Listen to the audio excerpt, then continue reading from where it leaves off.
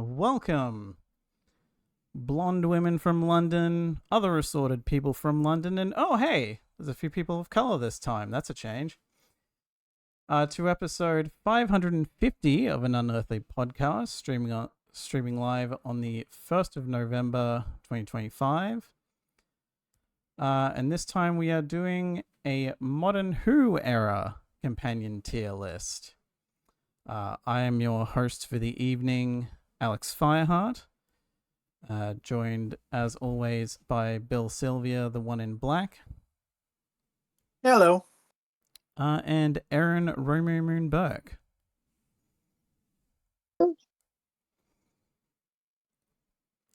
So things are going to be a bit different for one I'm hosting. And we've been off. We missed the last podcast when this was supposed to have happened just because life happened. Yep. So it basically, I think, would have just been me, really, or it would have been me and Aaron, but it would have been Aaron in a similar situation to what she's in now, where I basically would have been doing what I'm doing today, which is both hosting and tech duties. So if anything goes wrong, it's on me. But in any case, what have you guys been up to in the interim? Well, rather than my usual complaining about being too busy because it's October in academia. Well, I guess it's not October anymore. But one thing that's been that kind of came to light yesterday, I may have mentioned shortly after moving here that I was frustrated because after years of not being able to afford to go to the dentist, I get to a dentist and they're basically like, yeah, we need to yank out a bunch of these teeth because they're beyond saving. But on the flip side of that, I went, and I've been, for the record, I've been basically maxing out my dental insurance every year since living here in order to get things under control. And I got some fillings done yesterday, and it was basically like they were concerned about whether or not it was going to need to be a root canal. They couldn't tell by the x-ray. So I guess the plus side of things is that the fact that I have been able to go this often, that I finally got good insurance, basically saved that tooth, because if it had gone another year based on that, it definitely would have needed a root canal. Whereas in this case, we were able to save it. So it may need a root canal down the line, depending on how well I keep track of things, but it's actually safe and normal for now. So that's something I can be grateful for.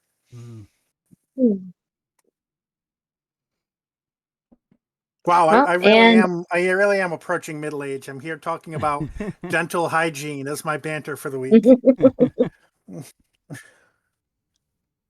Yeah, I'm up here. I'm up north from where I'm usually at, visiting my dad for his birthday here. I think he's gonna be 70 this year. Gonna take him out to eat and just visit and everything. He's in assisted living right now, so I'm just hanging out in a hotel room, relaxing and having fun in the meantime. The hotel here has a really good restaurant, and it's actually fairly cheap compared to like down in Madison, so.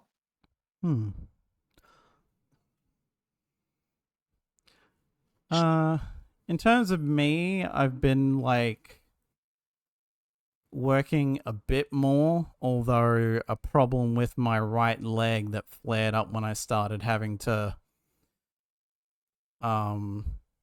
get myself to work by walking to the nearest bus station and then getting a bus home and then walking to the to the nearest bus stop, not bus station, and having to walk back afterwards after being on my feet for 4 hours or more has definitely done my right leg into the point where I have not been able to do a full 8-hour shift on the off times I've been asked to attempt to do something like that. So here's hoping that the time off that I'll be getting that starts this coming Thursday. And basically lasts me through to like effectively the day I start back will be like the 20th of November, I think. Like, so effectively I'm taking like effectively 2 weeks off by way of like 1 full week and 2 half weeks in a way. Given that it's like a Thursday that my time off starts.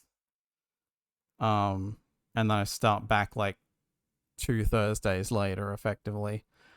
Because I was like, if they want me to be of any use during like the December, January school holidays, I'm gonna need time to rest up. Because this is not getting any better. In fact, it's getting worse. I actively had to what did I have to do? I had to like I actively like sat down for an hour when there was nothing I had to do at work. I was like, I didn't say anything. I was just kind of like, yeah, if I want to be able to get through today, I'm gonna have to like do nothing unless I'm actively having to cover someone's area. Because my legs are just that leg has just had it at this point. It feels like on days off it's fine, but yeah, when I'm walking around for that long and doing the specific lunch cover that I was doing, it's like there's a reason I've been telling you lot that I need to be moved up to the food court to just work there, but oh well. One thing I appreciate about having more or less a desk job or is that like right now, I don't know if I need to start using more ankle support or if I actually have a problem that needs x-rays or something, but I've been waking up a lot of days where it just like is painful to walk on my left ankle. And so like I'm limping around when I'm walking a lot of the time, but I very rarely have like, have to carry things or like places where I need to run to or anything, all the sort of stuff that is involved in a job like yours. So like I would probably like I'm not having the same experience as you are, but if I was in a job like yours, I probably would not make it very long. Yeah. So I appreciate the job I have. I mean, like the only reason I like otherwise don't mind the job I have is that it keeps me moving, so I've been able to keep my weight down. Like if I was working like normal retail stuff or something like that, where I was just standing around most of the time, I would very much have to be keeping way better like look out on what I'm eating and how much. So as someone whose weight increased by 50% as soon as I quit fast food and started being a full-time student, I feel that. Yeah, I walk between 8,000 and 15,000 steps a day, and I still have to watch what I eat. Otherwise, it's I'm eating like 3,000 calories a day and not really burning all that much, honestly. So yeah. As anyway.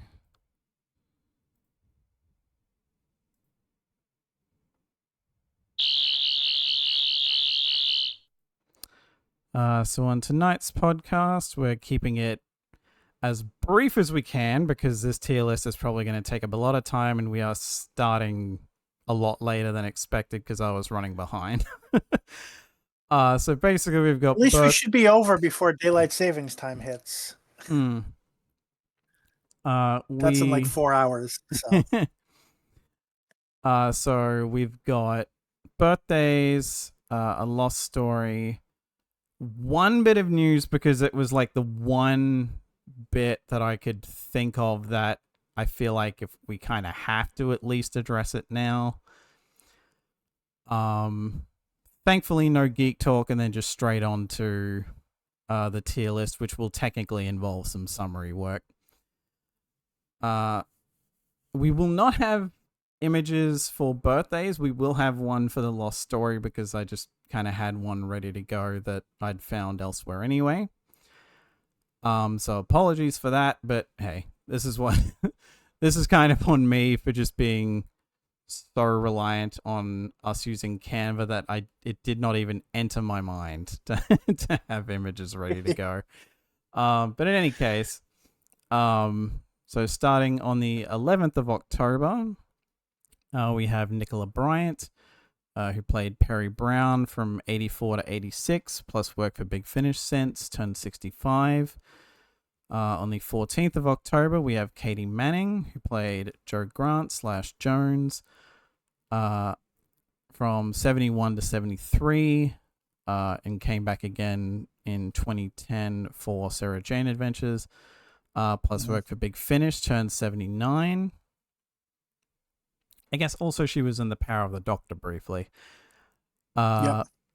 On the 15th of October, we have Shruti Gatwa, the 15th Doctor. I keep having to remember because of how wonky the kind of numbers are at this point. Who was the Doctor in basically the Disney Plus era Doctor at this point, is how we can word that. Turned 33. God, I keep the forgetting. Brits will have no idea what that means. On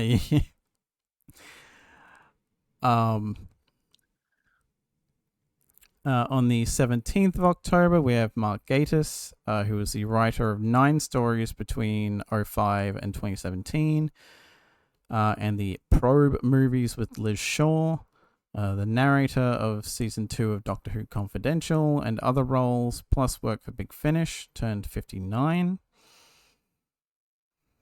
On the 20th of October, we have Anarchy Wills, who played Polly Wright from 66 to 67, plus work for Big Finish, turned 84. On the 27th of October, we have Peter Bryant, alternating producer and story editor from 67 to 69, would have been 102, but died in 2006 at the age of 82. On the 28th of October, we have Matt Smith, who was the 11th Doctor from 2010 to 2013, turned 46. Also on the 28th of October, we have Ian Marder, who played Harry Sullivan from 74 to 75, and the writer of many Doctor Who novelizations. Would have been 81, but died in 86 at the age of 42. And finally, on the 29th of October, we have Nina Toussaint White, who played Mel's River Song in Let's Kill Hitler, plus work for Big Finish, turned 40.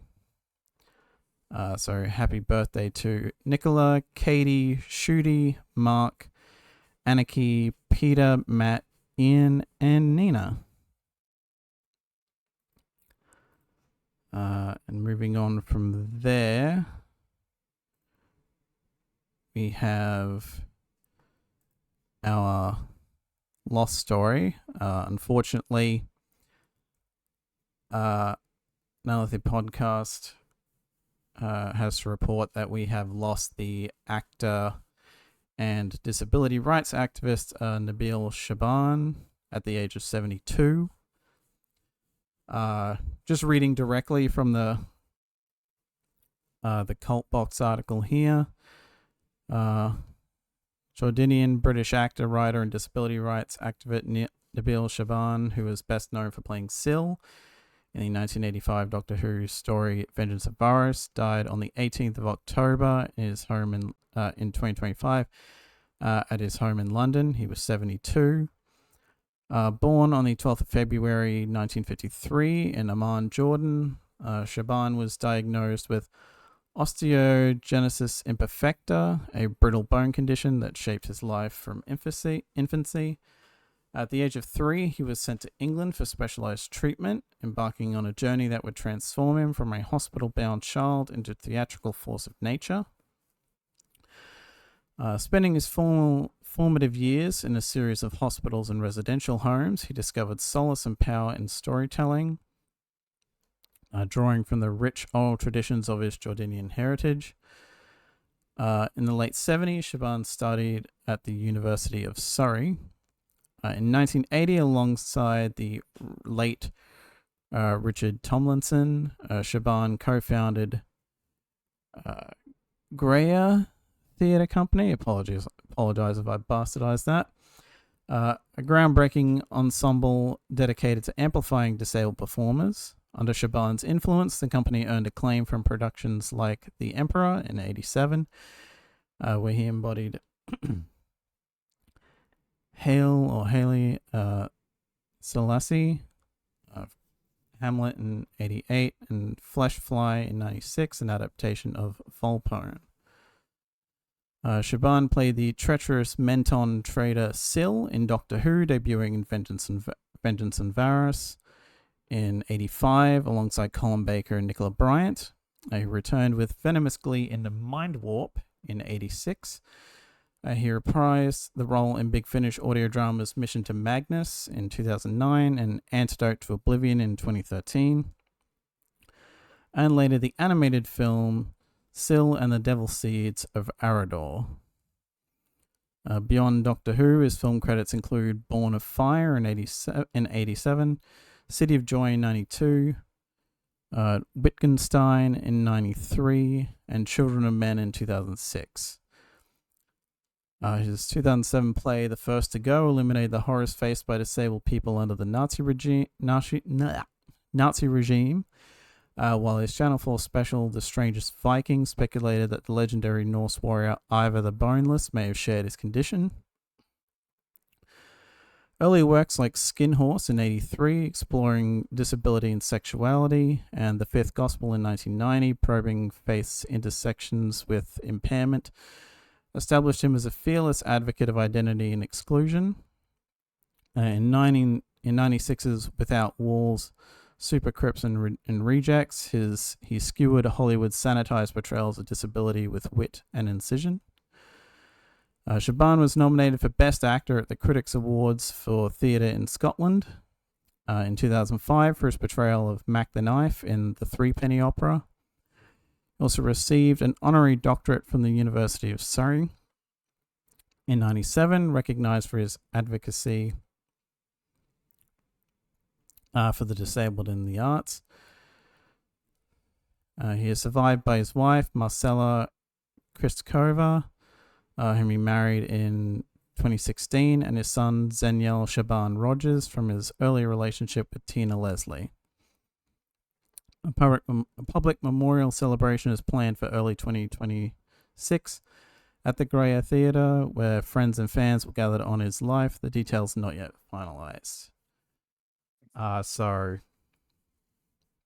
rest in peace to Nabil, and like, holy crap. The main reason that I read that whole thing out, whereas normally I would just skim, is like, what a fucking life. Yeah. Holy shit. That's a life worth covering. Like, Yeah. like, that is, as much as for us Doctor Who fans, he's just Syl. Like, this proves that, like, his legacy is a hell of a lot more than just that.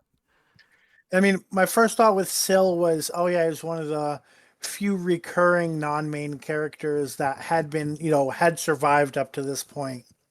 But yeah, he's done quite a bit outside of that. This is not one of the people that Doctor Who's the most noteworthy thing in their career. Yeah. Yeah, it's pretty awesome.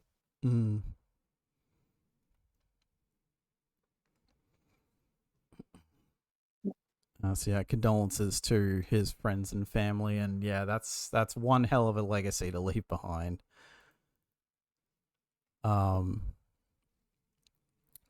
Yeah, it sounded like he really wanted to help people, so I can really appreciate that. Yeah. So moving on from that, we finally have confirmation of two things that are basically combined together in this one. That we are done with the Disney Plus deal, effectively. The BBC have finally stated that the Disney Plus partnership is over and done with. So the war between the land and the sea will be the last thing to air as part of that. There's a lot of, BBC thanking them for being terrific global partners. I mean, they might as well have said terrible, but and the fact that we will be getting a Christmas special next year. Specifically one and did that we is doing a lot of lifting there because it may just be Britain, right? Similar to the other story that I think are not covering in great detail. But yes, the quote we have here is, the BBC remains fully committed to Doctor Who, which continues to be one of our most loved dramas. And we are delighted that Russell T Davies has agreed to write us another spectacular Christmas special for 2026. We can assure fans Doctor Who is not going anywhere, and we'll be announcing plans for the next series in due course, which will ensure the TARDIS remains at the heart of the BBC. Effectively, we're also going to use this to briefly touch on the fact that the war between the land and the sea is now going to start airing, and I think what I saw somewhere, they're going to start airing it in December, I think, on the BBC. The pushed back date for Disney Plus is as it stands. Maybe that will change. Who knows? Now that they've publicly said the deal's not going through, they might not particularly care. We'll see. I'm also of the mind, of course, when it comes to the Christmas special, I feel like, given that will not be a Disney Plus thing, I'm going to assume that with the time they've got between now and then, if nothing else for the time being, they're probably going to try and reestablish the old methods of distribution. So in Australia, we might get it on the ABC. They might try to look into getting it on. You don't think it's going to be just on Prime? I would be surprised at this point. I feel for like the cost of a movie ticket. Like, at this point, it would make the most sense to just go back to what there was before for the time being, and if they get another international distributor, to just wait. I mean, seemingly, it sounds like they mainly went with Disney because Disney were the only ones willing to bite, is what I feel like I've seen said elsewhere, but I don't know if that was like legit or rumor, which is why it's not really something that I would have latched onto for a news thing. But like, my opinion is they should basically just go back to Doctor Who airs on BBC America in the US, ABC here for the time being, until they find someone who wants all of it and can have all of it at once.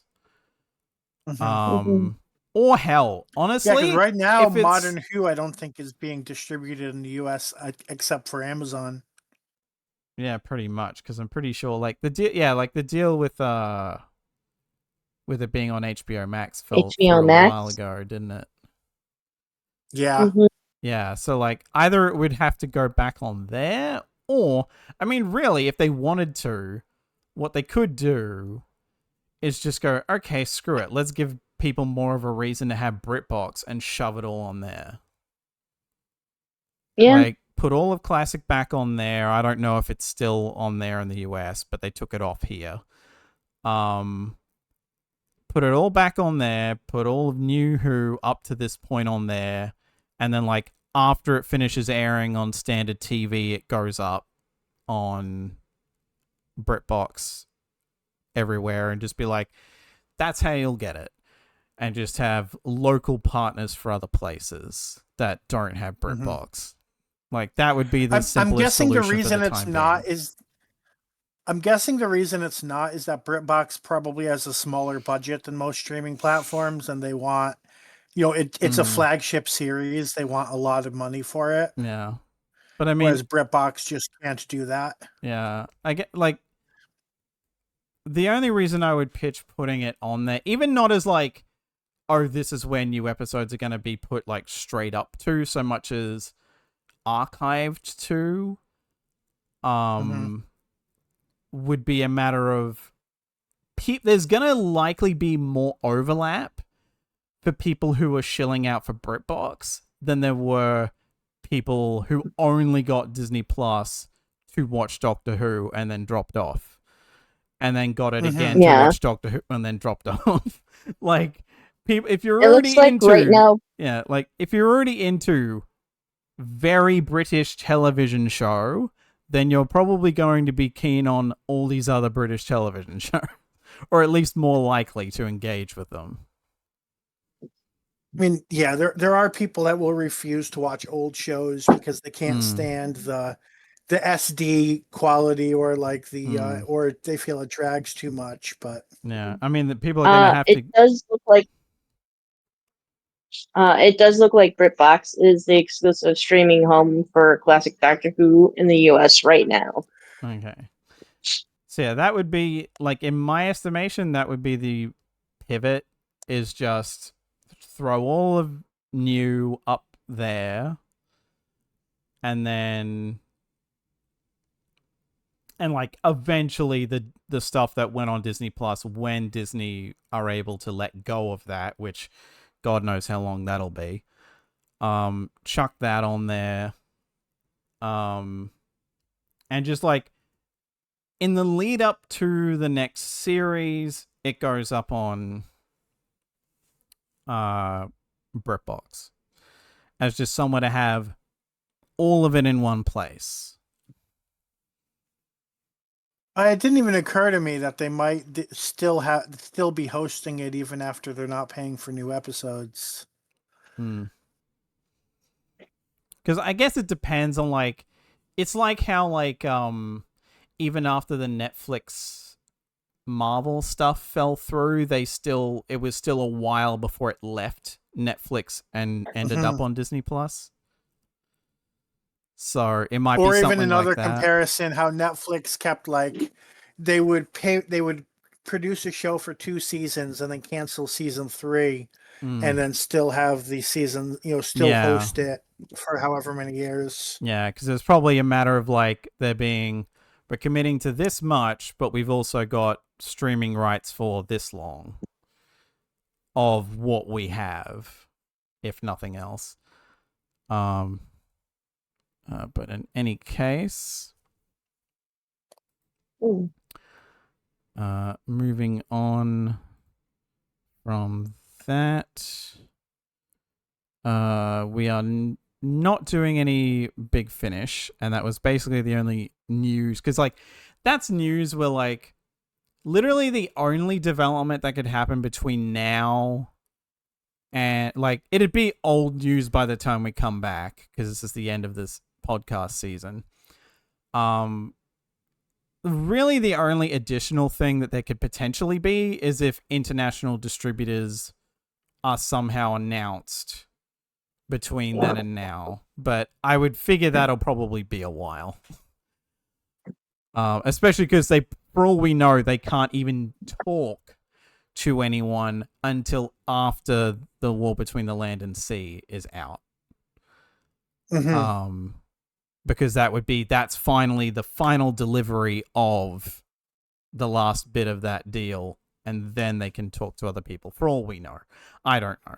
They're able to push forward airing War Between Land and Sea on their own channels and iPlayer and all that, but there's a difference between that and, we can start talking with who's going to get it internationally aside from. Anyway, from there we move on to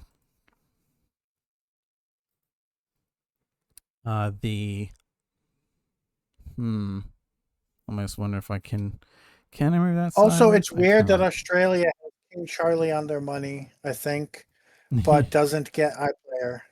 So just give them fucking the show in December. I mean, yeah, it's then Alex can give us summaries and tell us what we're not able to watch. Yeah, well, I mean, we'll see. Like, you would think Disney Plus would be, and like just Disney in general, would be petty enough to be like, oh, okay, well, if you're going to do that, then fine. We'll also move it up. But, you know, they haven't said anything yet. Like, I don't think they've said anything either way, which is why I didn't bother to mention, Right. because I don't think they've said whether they're just like, fuck it, we said this amorphous time because no date's been given yet. So I don't think any dates technically been given for either, but it's just like amorphously probably early 2026 to get it over and done with as quickly as possible. But you know, it could be January, it could be March, we don't know. But I would assume they'd move it up just to be like, well, shit, we might as well. But, based on some articles, I guess it'll be earlier if it's a mega series, and later if it's not. I mean, well, you think they'd want to get rid of it as quickly as possible then, if that's their bullshit reasoning. But in any case, moving on to the tier list. So we've got a lot of companions to get through here, and there are so many that there are some that I have actively not bothered to bring up, and you will understand why as we go through. Some, and like also to be quite honest, some of them is because I've had a long time to technically write these summary sections up, but didn't until the last minute because that's what ADHD does to you. So so here we go. And for obvious reasons, like initially this was going to be by Doctor but combining 9 and 10, but then I ended up just ultimately going screw it, and we're going by showrunner error. We might combine Chibnall and RTD 2.0, but at the very least, it'll be pretty, like, that would only really just be because RTD 2.0 was very quick, to the point that I honestly forgot that I completely forgot about the 14th Doctor, so I just skipped right on to Thingo when just scribbling down notes, so whoops. But anyway, so starting with pardon me, the RTD 1.0 era. With a revival in 2005, we start off with Rose Tyler, played by Billie Piper, who debuted. Oh god, my fucking nose is just clogged at this point. The first episode, aptly named Rose. Within Series 1, we also meet Rose's mother, Jackie Tyler, played by Camille Coduri, and Rose's boyfriend, in the biggest air quotes possible at this point, Mickey Smith, played by Noel Clarke. We also meet Adam Mitchell, played by Bruno Langley, who was who was in the episode Dalek. Oh, and he's already gone in the following episode, Long Game. Bye, Adam. Well, 2 episodes. I should point out, Jackie is on the list based on appearing in Rose, but she's only arguably a companion, like at the series 2 ending. Yeah, she's never in the TARDIS. Yeah, before I mean, then. if we count the unit family, then some family members get a bit of a pass. Yeah, there's one person representing all of unit on the list. Yeah. Well, 2 episodes later, we meet Captain Jack Harkness, played by John Barrowman. And you know what? I'll get Jack out of the way now. He appears in 8 stories total, if you count the Utopia trilogy as, well, a trilogy, between 2005 and 2021. Anyway, Eccleston had quite enough of this bullshit. So we move on to the 10th Doctor, and oh, what's this? Mickey finally got sick of being a third wheel to his girlfriend, the guy she basically replaced him with? Will you Adam and Eve it? And thus, Mickey leaves, having only actually traveled on the TARDIS briefly prior to this, in the two-parter Rise of the Cybermen, Age of Steel, exiting after having appeared in 10 stories. And to be fair, if I was counting the ones where he'd actually count as a companion, that'd be less, but I was going to say, Modern Modern Who is a bit looser with how stories count, so I'm being a bit looser with story count in this anyway, compared to Classic, which was a hell of a lot more rigid. Also later in this series, we finally say goodbye to Rose, and there was much rejoicing. Ending her time as the main companion in the two-parter Army of Ghosts Doomsday, only for her to show up later anyway, which rinse and repeat that for pretty much everyone. But still, having been in every episode up until now, Rose ends her main companion tenure, having appeared in 21 stories. Technically, it might be 20, because I might be including Love and Monsters, which she's barely in. So my bad on that. Say, what did she say? You upset my mom. No one upsets my mom. Yeah.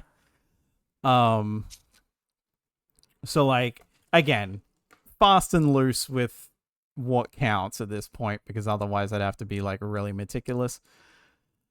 Anyway, with that diatribe over, we move on to Martha Jones, Freema Agyeman, later Dr. Martha Jones, who we first meet in the episode Smith and Jones, saying Jones a lot. Martha sticks around for the entirety of Series 3 before realizing, all right, I'm the rebound girl, and leaving at the end of the Utopia trilogy in the episode Last of the Time Lords, having appeared in 9 stories prior to this.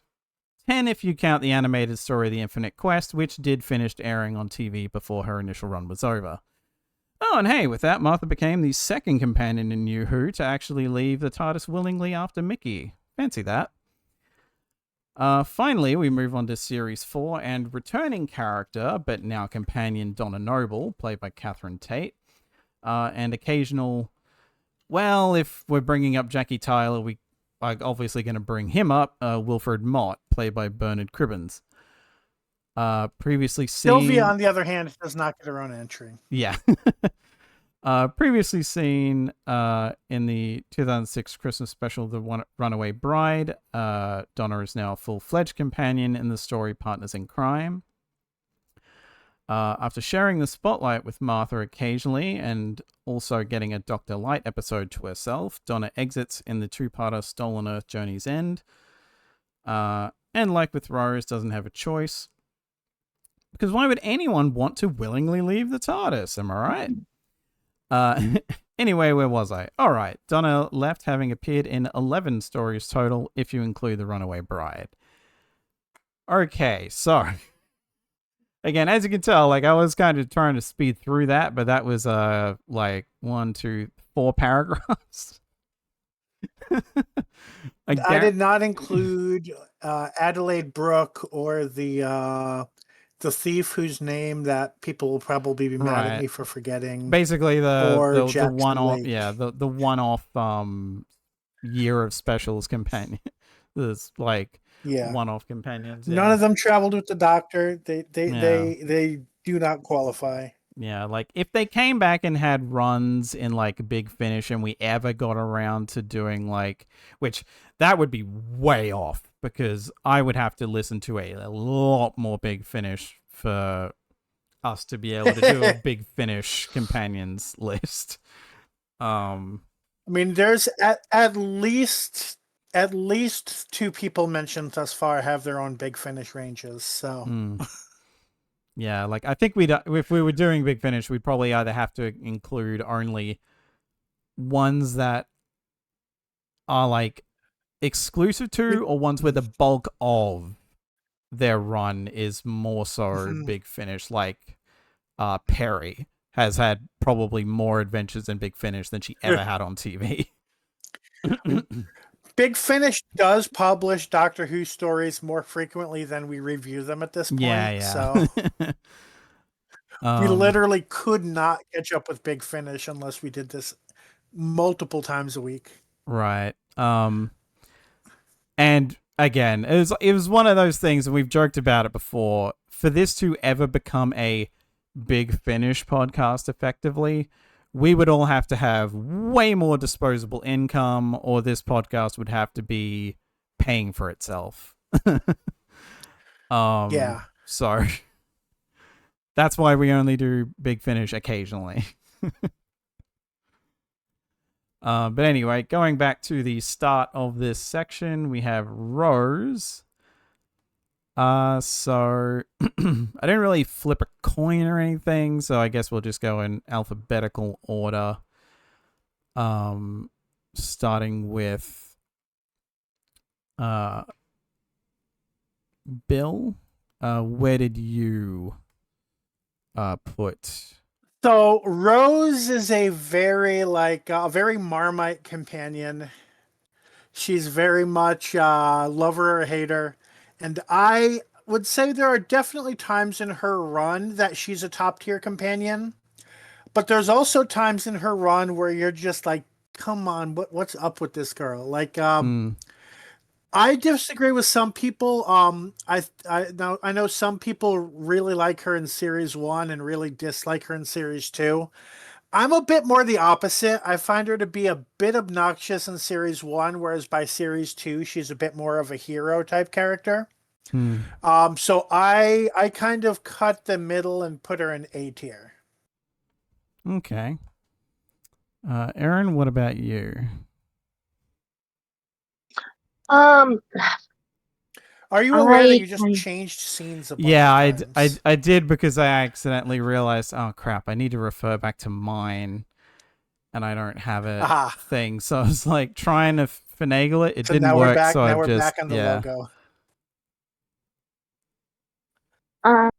Or Rose is kind of like, I don't really like how she became a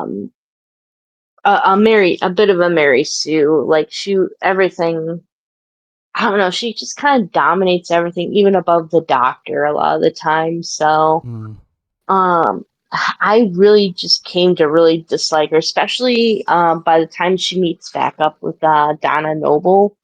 I did enjoy Billy as the moment, though. I did enjoy that. I know it's not technically Rose, but like that kind of image of Rose. That was kind of the only time I really liked her. I just thought she was kind of obnoxious and kind of like stole a lot of the spotlight away from the doctor.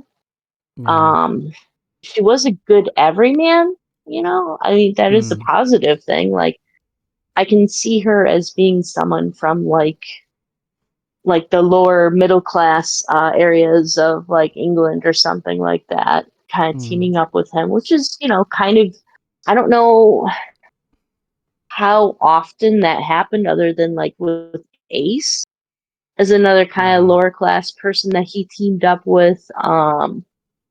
So I thought that was kind of cool too. And there were times when I did kind of feel bad about her. Like, for example, when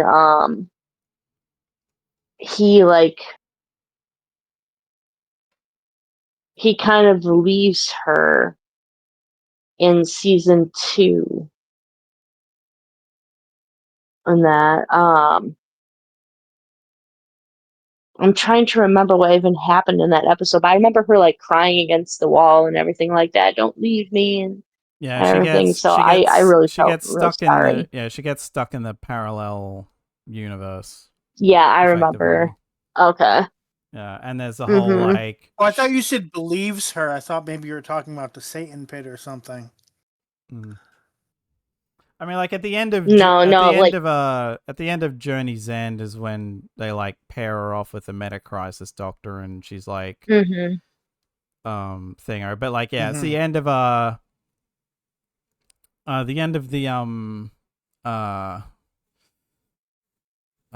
Doomsday. Yeah, she has a like a final goodbye with like a projection of the doctor, and she's saying that she loves him, and he gets cut off before he can basically say the same. So thank God. Yeah, but he's like also crying about it too. I thought Yeah. that was actually, really heart wrenching and stuff. So I think that's why I have her up here. Let me see if I can bring it up here. I think I still have her fairly high at A on my list. So like, even though I Yeah. don't really like her as a companion, she's got her moments, and she is like, she's also kind of the companion from the revival and everything. Kind of iconic of Tennant's run. So outside of Donna, because like everyone kind of, Martha is the rebound girl, so she is a little bit more forgettable, unfortunately. Even though she's got I would say Martha has at least a bit more character development than Rose. I mean, Rose does kind of become a badass, but yeah. I think she's still hung up like on being like the doctor's girlfriend type of deal. So, whereas Martha seems to move on from that and develop her own means in life. So, yeah, that's my opinion on Rose. Yeah. For me, I put her in D. And that might seem, even to people who don't like Rose, that might seem either A, especially low, or B, not low enough. But the reason that I put her there is because over the years, I have just grown to not give a flying rat's about her.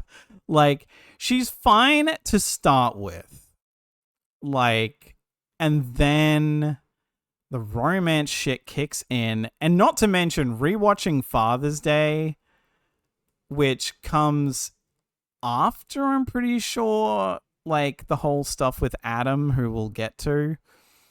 But like, she's held up as this paragon of this is what a companion should be. And it's that's like, part of me not being a fan of her in series 1 and liking her more in series 2. I mean, I hate her in series 2. Series 2 is where she falls off the deep end and she just becomes a jealous bitch.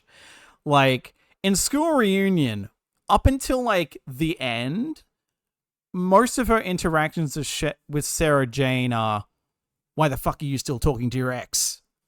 Basically. And it's like, fucking hell, Russell. And again, that's nothing to do with Billie Piper. She's doing what she's being told to do.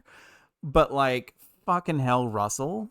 Treating all of the women companions as just the doctor's ex-girlfriends really did not sit right with me. That's the way it's treated. That's the way they're interacting. Like, she's having a go at Sarah Jane's age. Like, yes, they kiss and make up at the end, but it's still just like, fucking hell. I mean, although they do, but then Sarah Jane twists the knife a bit by being like, oh yeah, Mickey should travel with you. And Rose is like, ugh, I don't want my actual boyfriend around. I want the guy that I replaced him with. Like, it pisses me off so much to where when Mickey leaves, I'm like, fuck yeah. Go, Mickey. Like, she doesn't give a shit about you anymore. And he basically says as such. And that's when she cares. Is when he decides, I'm a third wheel on my own relationship. Fuck this. I'm out. And I'm like, yes, I don't know why we do that with both of the first two black companions, but because that's a bit weird. But, that's just what happened. But it's just like, oh, fuck me. Like, how she's handled. If she was like exactly how she was in series 1 in series 2, she'd probably be higher for me. But just that stuff, I probably was fine with it at the start, but the more Doctor Who I watch, the more I'm like, what the fuck were you doing? And even Billie Piper's retroactively looked back on it and going, yeah, she was a bit of a bitch, wasn't she? Like, after a while. Because, like, yeah, she's young and naive, so in series 1, she doesn't really bother me that much, but then, like, she just becomes, like, she's basically defined as jealous bitch. If the Doctor even looks at another woman, she'll, like, death stare whoever that is. Like, and it bugs me so much. And then she comes back in like Stolen Earth Journey's End, and she's like, "Oh, I was here first." When she like notices them all having conversations, like she's with Donna, it's like, "Oh, who's that? And who's this other bitch?" And it's just like, fuck off.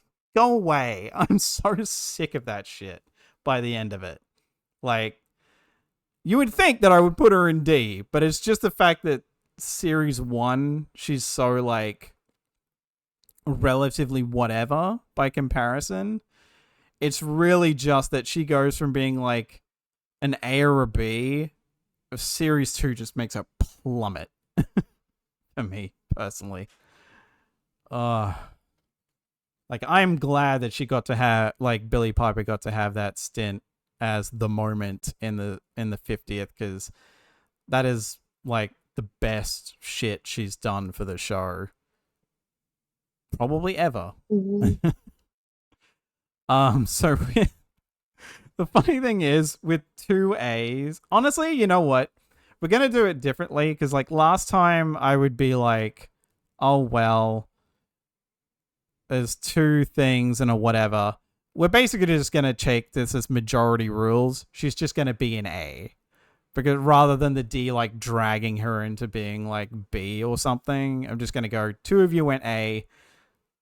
She's an A. Okay. And like the only times where I'll probably try to be like, okay, whereabouts was that equal to, is if we all 3 have separate rankings. Mm-hmm. So from there we go to Mickey Smith.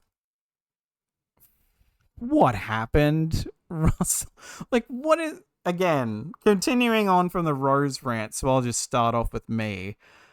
What the fuck was the point of this? Like, this poor bastard. Like, everything that's happened, like, come out about Noel Clarke aside, purely going by the character. Like, he's treated like shit basically the whole time. And then Rose is suddenly sad that he leaves. Like, when it's the smartest decision he could make. And I'm like, I put him in D with her, but that's mainly just because I like him as a character, but he just exists to be shat on, really, is what it feels like. Which is not great for like the first prominent black character in Doctor Who. Like, in terms of recurring. Like, it's just such a weird I almost choice. feel like Mickey was there so that they could be like, oh no, Rose and the Doctor aren't actually fucking. This is appropriate for kids. And meanwhile, the dialogue does everything it can to basically say that they are. Yeah, like, again, like, when Sarah Jane's like, hey, you should take Mickey along, Rose is adamantly like, no. And it's the Doctor who decides, yeah, why not? Even though the Doctor is the one who was primarily shitting on Mickey beforehand for no reason. And it's like, for the record, this is not me saying that RTD is like this racist piece of shit for doing this. This is a white man not realizing how this could scan. And hell, I probably didn't realize how this could scan back then. Mind you, I was like 14 when this series started airing, but still. And like probably older than that, probably in my 20s by the time I actually started watching Doctor Who in general, let alone new. I think, or at least was a bit older anyway by the time. But now looking back on it in 2025 in my almost I guess I'm 34 for like another 2 weeks. So, you know, mid-30s at the moment. Looking back on this, does not age well. It wasn't good at the time either. And they even technically reference I don't know if they directly reference it, but there's a bit where, like, in series 1, where Mickey goes on about having been in trouble with the cops because, as far as they knew, Rose went missing because they come back like 6 months later than they 6 meant months to. later. Yeah. Yeah. And it's like, at the time, first watching this, that probably would have just been like normal. Oh, if they're gonna suspect the boyfriend first before moving on to other suspects.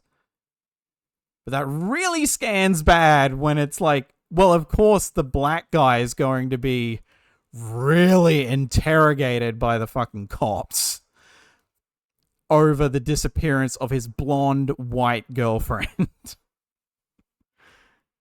who shows up randomly 6 months later. It's like, yeah, that's gonna, like, and seemingly Jackie was apparently, well, I think Jackie's the only one who kind of knows.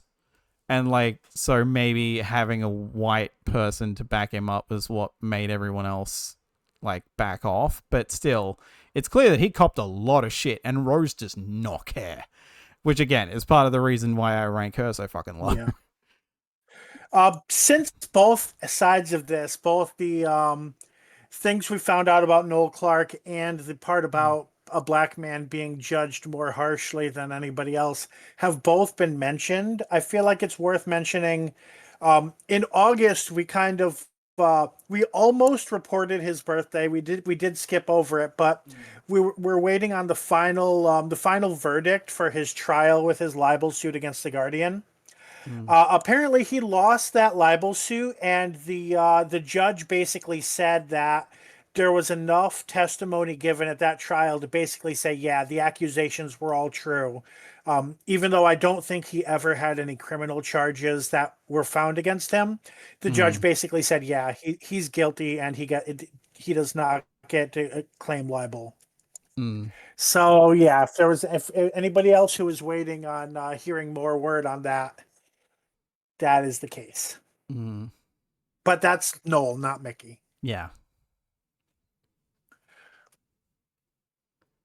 So for me, I'll say, yeah, Mickey was in a weird place as a character. I don't know why they kept calling him boyfriend, other than what I just said, where it's like, I think it was an excuse to be like, no, this isn't a show about a 19-year-old running off to fuck her new alien boyfriend. Yeah. But meanwhile, it just turned Noel into, and I don't typically use this term, but literally a cuck, sitting at home in London. But when he was a companion, I thought he was at least fun at times. Like School Reunion, he's pretty good. He's not a companion for many other episodes. He's decent in Stolen Earth Journey's End. Like they really let everybody shine in that episode. So focusing on him as a companion, I put Mickey in C because he's, he lives up to the, like, you're not ashamed of him to be a companion, but you're not like, yeah, he's a shining example of a companion either. He's like, he's on the TARDIS. He does it justice. He doesn't really shine in any particular way. So for me, that's a C. Aaron? Let me see here. So, trying to find him on my list. I think I have him pretty far down. The one you posted in chat, you gave him a C. Yep, I see it now. Yep, I have him a C right next to Ryan and Graham. So, I actually kind of didn't like Mickey until he kind of found his voice, fighting the Cybermen. So, then I kind of really liked him, especially after he joins like Unit and everything.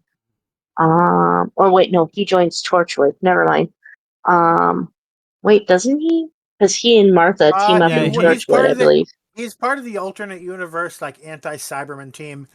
He was going to be in Torchwood, but he wasn't available for whatever reason. Yeah. Oh, okay. Both him and Freema Agyeman weren't, so they just scrapped it effectively. And as far as I can tell, it was like whatever Series 3 would have been that ultimately got reworked into Children of Earth. Oh, okay. I think they took all the bleak parts of that season and kept them, and then all of the happy parts they cut and didn't replace. I will be back shortly. Yep. So with 2 C's and a D, but that'll, yeah, that'll put Mickey in C. But yeah, like, I guess I didn't mention it, but yeah, like when he, like the most relatable Mickey is to me is Rise of the Cybermen Age of Steel, because of the whole thing with his gran. That's like, she's dead in the main universe, but in the parallel universe she's still alive, and Ricky, his alternate self that dies, and he's just like, hey, I have another chance to spend more time with this family member who meant a lot to me, like, and you lot don't give a shit about me. And the Doctor gets it, but Rose doesn't. But it's like, that's one, like, that story, that gets me more emotional, especially now that none of my grandparents are still alive. That hits me a lot more than the crap they try to do with Rose and 10. Like, that's a lot more relatable. And when he comes back for the other Cybermen 2-parter, he is a hell of a lot more confident and just a more fleshed out character as well. So moving on from that to Jackie Tyler, which, where did I put you, Jackie? Well, that's a surprise. I put her at C, and now I'm trying to remember why. She's better than Rose or Mickey, apparently, for you. Yeah, I mean, I guess it's like she's less of a, in a weird way, I guess it's because, like, with Mickey, a lot of the stuff that bugs me about him is stuff that he's just stuck with.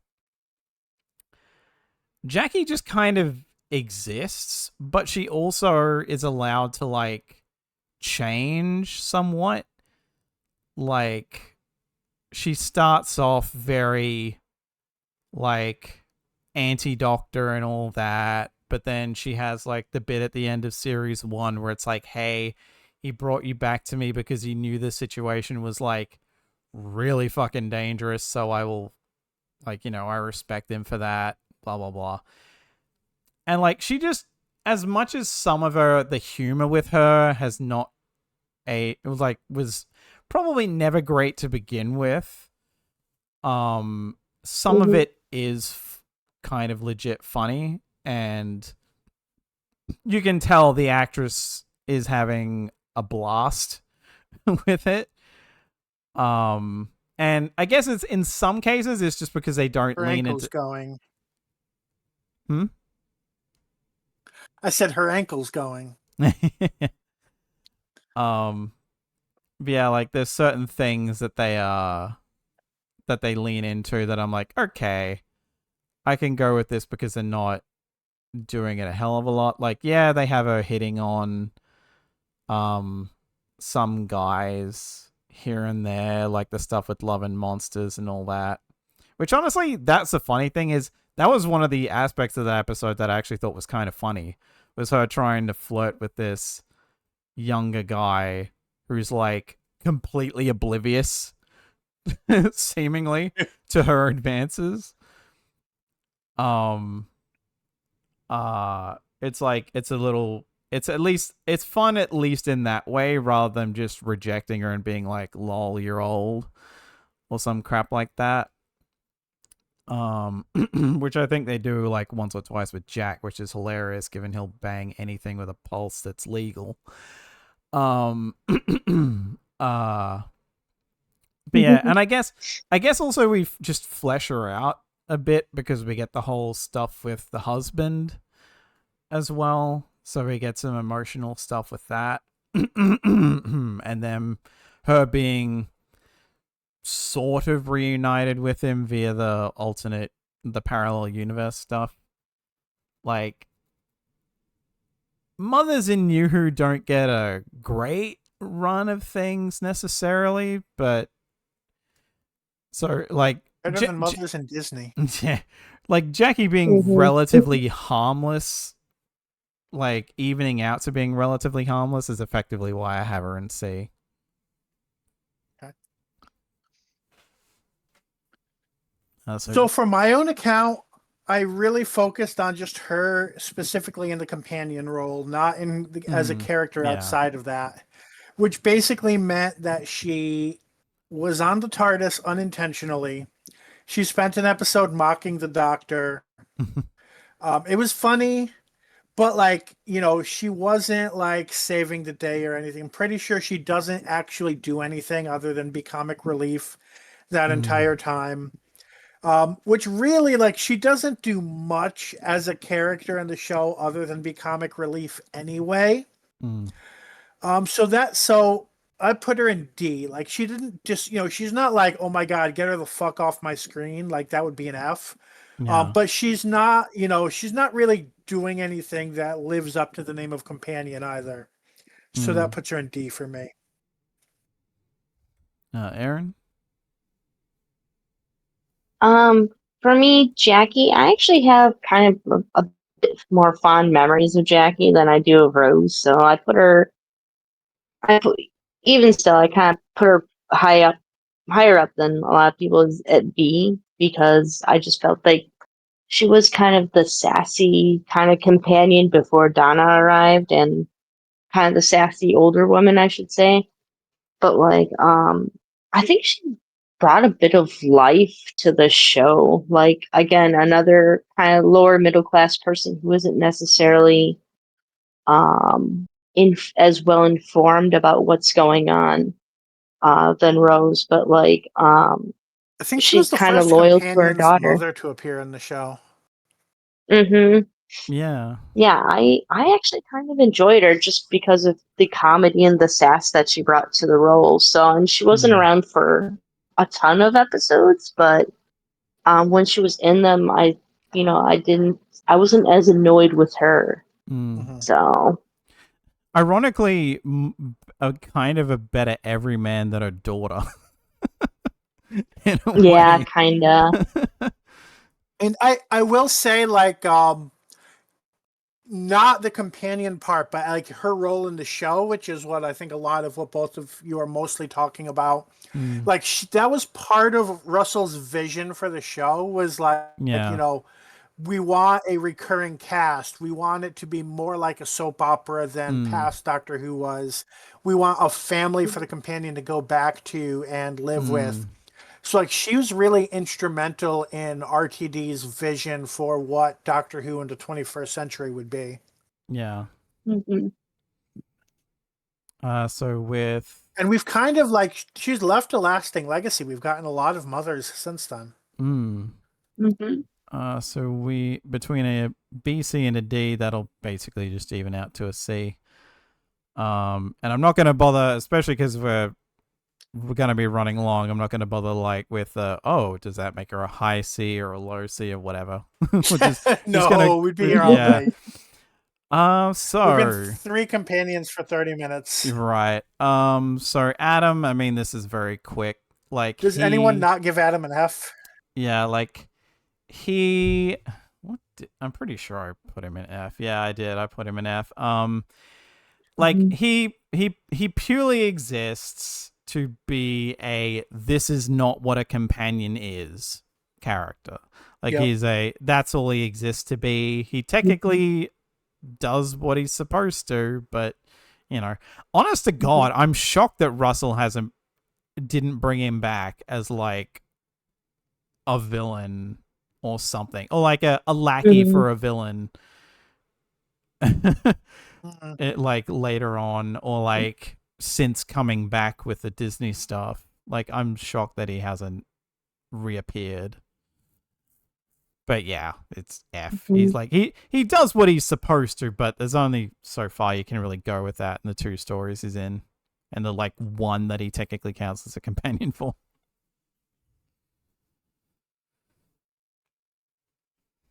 So we just Yeah, like I guess we would just want to like put him in F and move on. We like mhm. I'd say so. Yeah, yeah, because it's not. he's That's a all there he's really a is to say. Poor bastard. he exists as a warning to other companions. Yeah. So moving on from that, another actor where we have to factor in purely the work and not the person. Um, with Captain Jack Harkness, and this is also the first of this where we have to purely remember that the scope is purely his appearances on Doctor Who, not Torchwood. Yeah, it's rough because if you include his whole body of work, he would easily fit into S.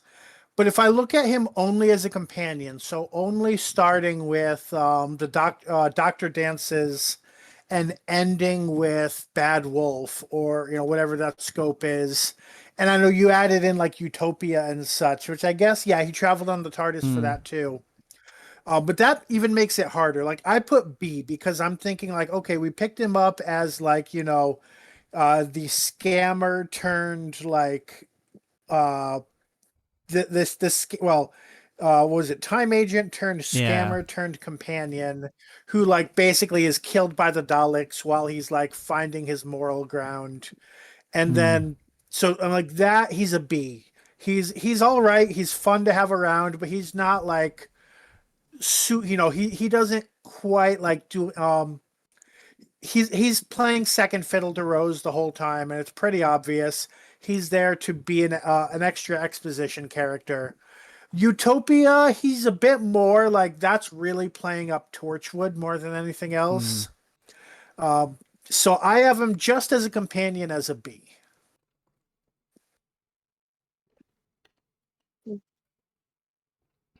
Aaron? Oh, I'm gonna go with S because I just find him to be just that brilliant of a companion. Like it's almost impossible to forget Captain Jack, even just limiting him to his companion role. So he's super charismatic. He does a lot in the show. I loved him in the Utopia storyline too. Um, but yeah, it's just how I feel about him. The funny thing when it comes to me is if we were including like all encompassing, including Torchwood as well, he would be an F purely for Children of Earth. Because that Mhm. made me turn on that character and never look back. Like, Okay. like just the ending of that story pissed me off so much. And like from what we've gone through of Miracle Day so far, it's not helping either. So he would probably, if not F, just like low. But and the thing that surprised me is I thought for me he would be higher, but for whatever reason I put him in smack bang in like what would effectively be the middle if you count S as like A plus. I put him in C, and I think that's just a matter of like, this is another of like hindsight being what it is, of like not even taking into account what the actor got up to behind the scenes, which I almost brought up in the recap, but I was like, this is gonna be long enough already. But yeah, like even with that, he's, as much as he does have going on and how charismatic John Barrowman just is, he's the token queer who is just wanting to bang everything that moves, and that's the bulk of how he's written. as a Doctor Who companion. Torchwood, he gets fleshed out more. Mhm. Doctor Who, basically all he exists to be is a bi/pansexual stereotype. And that's it. Now, he's being written. True. He is being True. written by a queer person. So, and like it's nice to have rep at all compared to if there just hadn't been any at all. But Which it's noteworthy that he's pretty much like, except I think there's maybe one exception at most in in Doctor Who, at least in his original run, not counting Jadoon. He's in Doctor Who, he's pretty much only allowed to hit on women. So in Torchwood, he makes it up by hitting on men. Yeah, like there are a few moments, but they're like his cameo in The End of Time Part 2, where it's like he's the Doctor kind of leaves him a note of like his name's Alonzo or something like that, to get him to hit on the guy from Voyage of the Damned. And like he kisses Graham during the 13th Doctor era, and like does kind of hit on him a bit, and like I think he hits on Graham and maybe Ryan, I think in the Chibnall era, but like, you know, that's also X amount of years later because he's not in the Moffat era at all. Which is probably why he's in so few stories, because Moffat basically replaces the role that Jack would otherwise fill with River Song, who we'll get to later. And yeah, like he just kind of falls smack bang in the middle, because I don't hate Doc. I mean, I much prefer Jack in main Doctor Who to Torchwood, given they go off the rails with him. But he is a far more fleshed. He would probably be either higher or like only slightly lower in if we were factoring in Torchwood as well, because he's just a much more fleshed out character there. Whereas as a side character in Doctor Who, he's basically just, I'm the queer one and I exist to hit on people. And it's just like, It's like effectively Deadpool, but without a lot of the one-liners, kind of. But yeah, so that's an S. Was it an A or a B for you, Bill? I said a B. Okay, so there's an S, a B, and a C. And yeah, I'm realizing when I say S for Torchwood, it's probably because most of us blocked the last two seasons out of our memory. Yeah, like I've only seen Children of Earth once, and I just will not watch it again. I did not like that. I liked it even less than Miracle Day. I guess we'll say that the B and C pull him out of S just down to an A. Because like S being the tier it is, it's like that just pulls him down one. If like me and Bill had gone like DF or something, that probably would have dragged him down further, but we'll just go for that. Okay, so moving on from that to Wilfred Mott. This, for me personally, given how technically little he counts as an actual companion, I probably would have put him like higher or lower, but I ended up actually putting him in A. And I'm thinking if like all of his appearances counted, he would honestly probably be S. Just because everyone fucking loves him, he's Wilf. But like taking into account the like one, maybe two stories where he counts, it's like I just love him so much anyway that I can't put him any lower than A. It's same. He's A because he's a beloved character who's basically would be considered S from a character perspective. Yeah. But at the same time, yeah, he really like he travels in the TARDIS once during End of Time, I think. Yeah. And is mainly there as like a fun side character. But at the same time, he's so like he ties the RTD era together, and he is also like he's Donna's Jackie in Yeah. a well, no, because Jackie is kind of like both the positive and the negative. Yeah. Yeah. Wilf is like everything you love about that family. Mhm.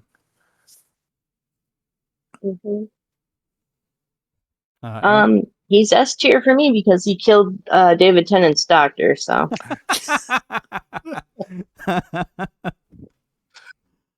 So if we were bothering to do the whole, oh well, I'm would pretty that make sure him there a are butthurt people that are still that would still rank him as an F for that reason. But So yeah, with two A's and an S, that puts him in A. And again, we're gonna be here a while, so I'm not gonna bother being like, oh, I guess I'll make him a high A or anything. So from Wilf, we move on to his granddaughter Donna. S. It's Donna. Like, yeah, yes, like if we're counting, even if we're purely only counting series 4 and not like her time as the 14th is companion as well. right. She just like I mean, she's my favorite Tennant companion anyway. She's probably my favorite modern Who companion, full stop. And I think it's just because after 2 companions where we've gone for the love interest angle, suddenly we have, like, I always refer to Donna and 10 as drinking buddies. Like, just 2 people you would see having a laugh down the pub. Like, that's the dynamic that I got from them. Yeah, And I'm looking for a mate. yeah. Yeah.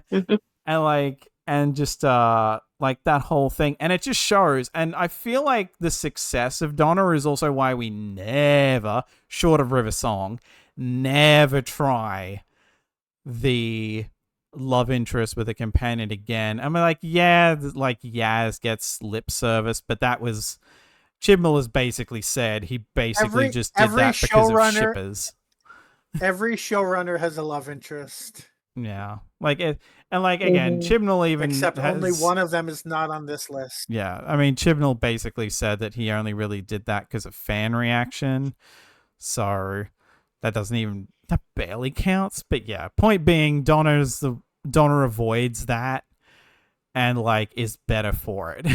Like, her and Tennant have the best chemistry of like any Doctor companion pairing, I would pretty much say, of all of this era.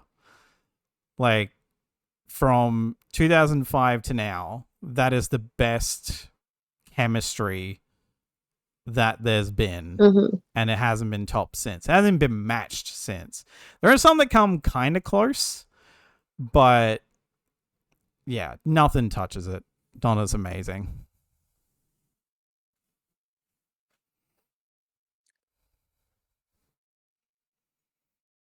Brings us to Martha. Like, I'm just, yeah. Like, originally I was gonna like let you 2 go, and then I'm realizing, fuck it, I'll just get mine out of the way first, like I did last time. And for some of these, if I need time to collect thoughts, I'll throw it to you guys instead. But yeah, Martha for me is a B, and the only reason she's not higher is because of how she's treated. She's an example of a companion with a shit ton of potential that is wasted. Like, and it's why I joked more than like meant it seriously that we should have had a tier that was like if we were like naming these tiers instead of letters, Martha would be in like a "you deserved better" tier. Yeah. Like, because my God, like Freema Agyeman is acting her ass off. Like she's saddled with the bullshit rebound chick thing that bugs the crap out of me. She at least gets the moment that basically was a collective favorite scene of her basically doing the whole "this is me getting out" thing of like realizing this isn't healthy for me. You're clearly not interested. I'm out. Which was like, thank God, at least we get that. We get a main companion, given that Mickey's more of a like secondary companion. Exiting willingly under shit circumstances, but at least leaves willingly. The only one of that era aside from Mickey to do so. And the like only one until basically Chibnall, effectively, after Mickey to leave willingly. All the others just kind of disappear randomly, or but yeah, like Regenerate. yeah. Yeah, Martha deserved better. She'd be higher if she'd been given better for me. So Bill? So Martha's difficult because she really has some S tier moments, but her story is really framed around the "I wish Senpai would notice me, but he's thinking of the other girl." Yeah. And that really drags it down because there's only so far the arc can go, to the point where, like you said, her kind of biggest moment is, "I'm not going to be a companion anymore." Yeah. So like trying to juggle all that, I had to put her in B, but I'm not happy about it. Like I could be convinced to like I guess you would say it's on the BA cusp.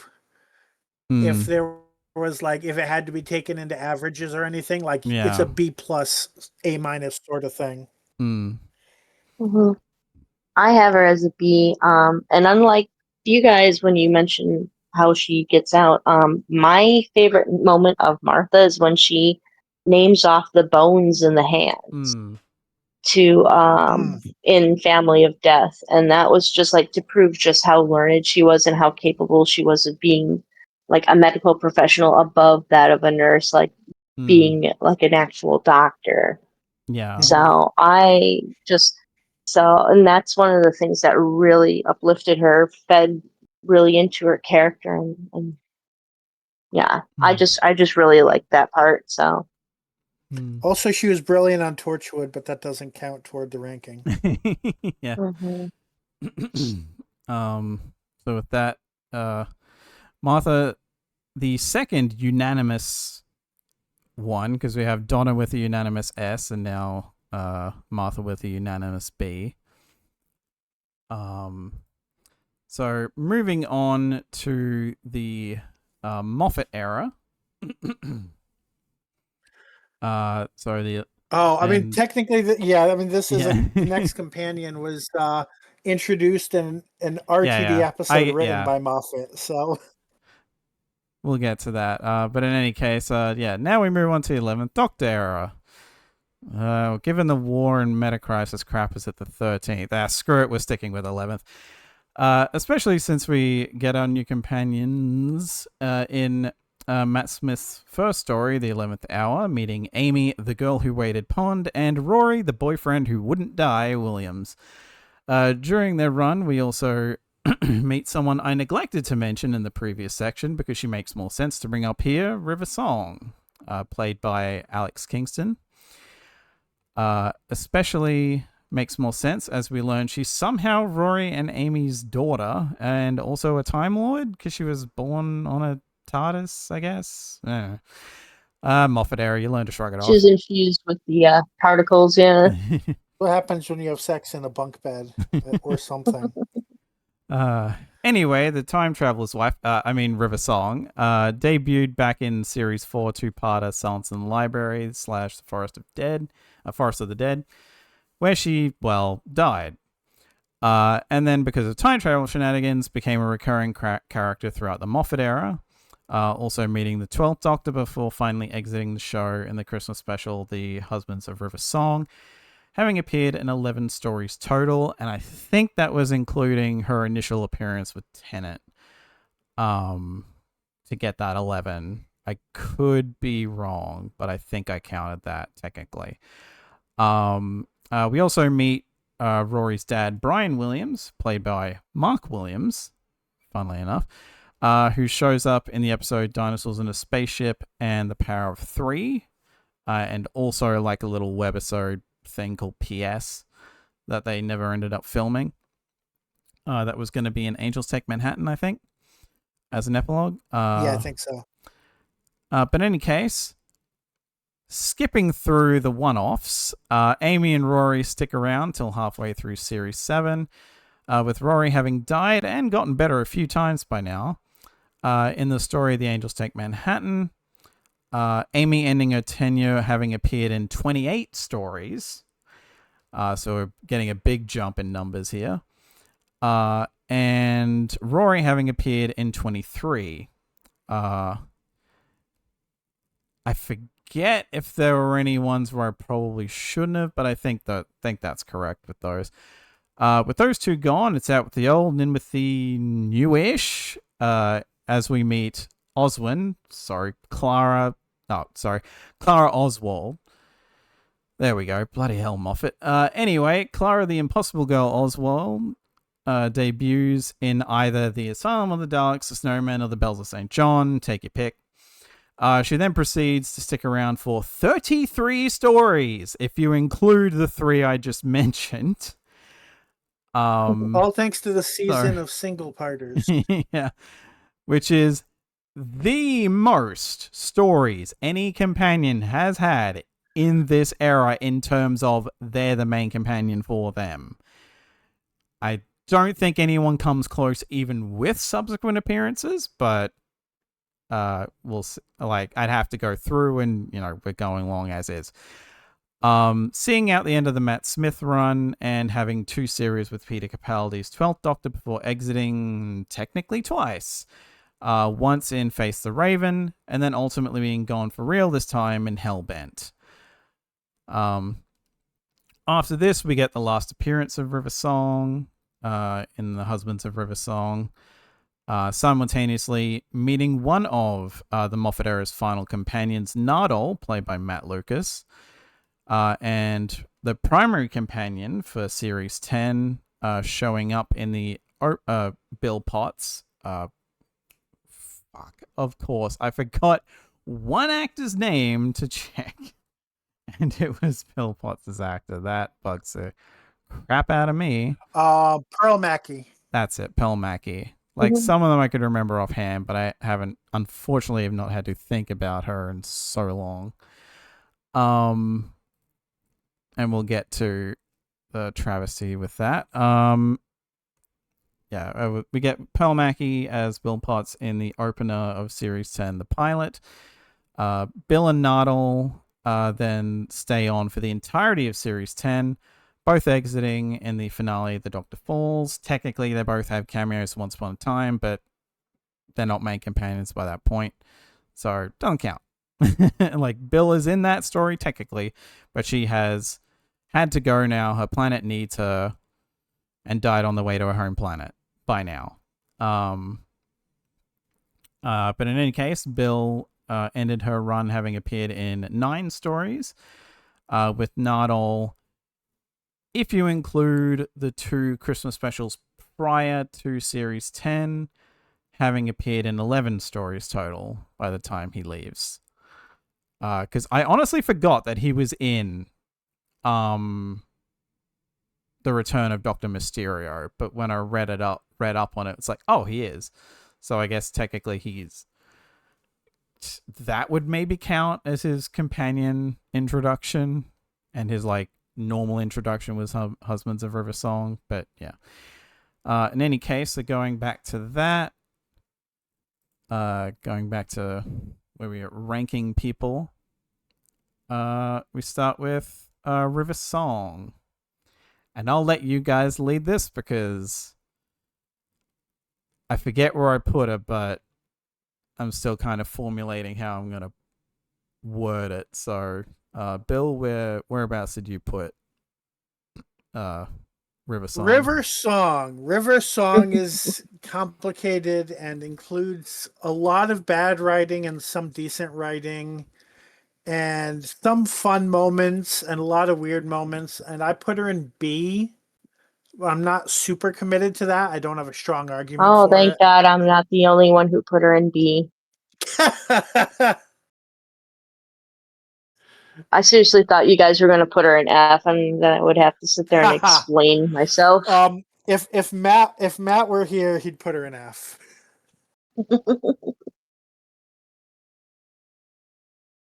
But yeah, anything you want to add to your placement of River? Because like I said, I don't have a strong commitment to that location, but I found her to kind of like with Clara later and Rose previously. She's kind of the she's kind of an image of the Doctor's super fan, where she knows a lot about the Doctor, depending on where you see her in her timeline.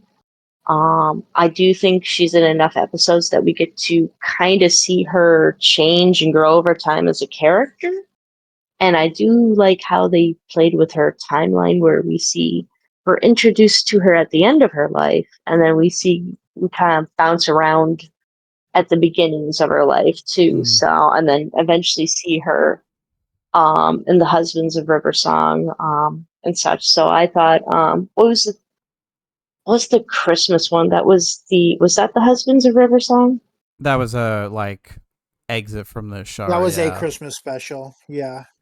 Yeah, the one where Christmas she's one. like watching the Singing Stones with him. I thought that was really Yeah. sweet. So I thought that was a really touching moment. So she's got plenty of nuance. She can also be very annoying, just like with Rose, with the whole spoilers.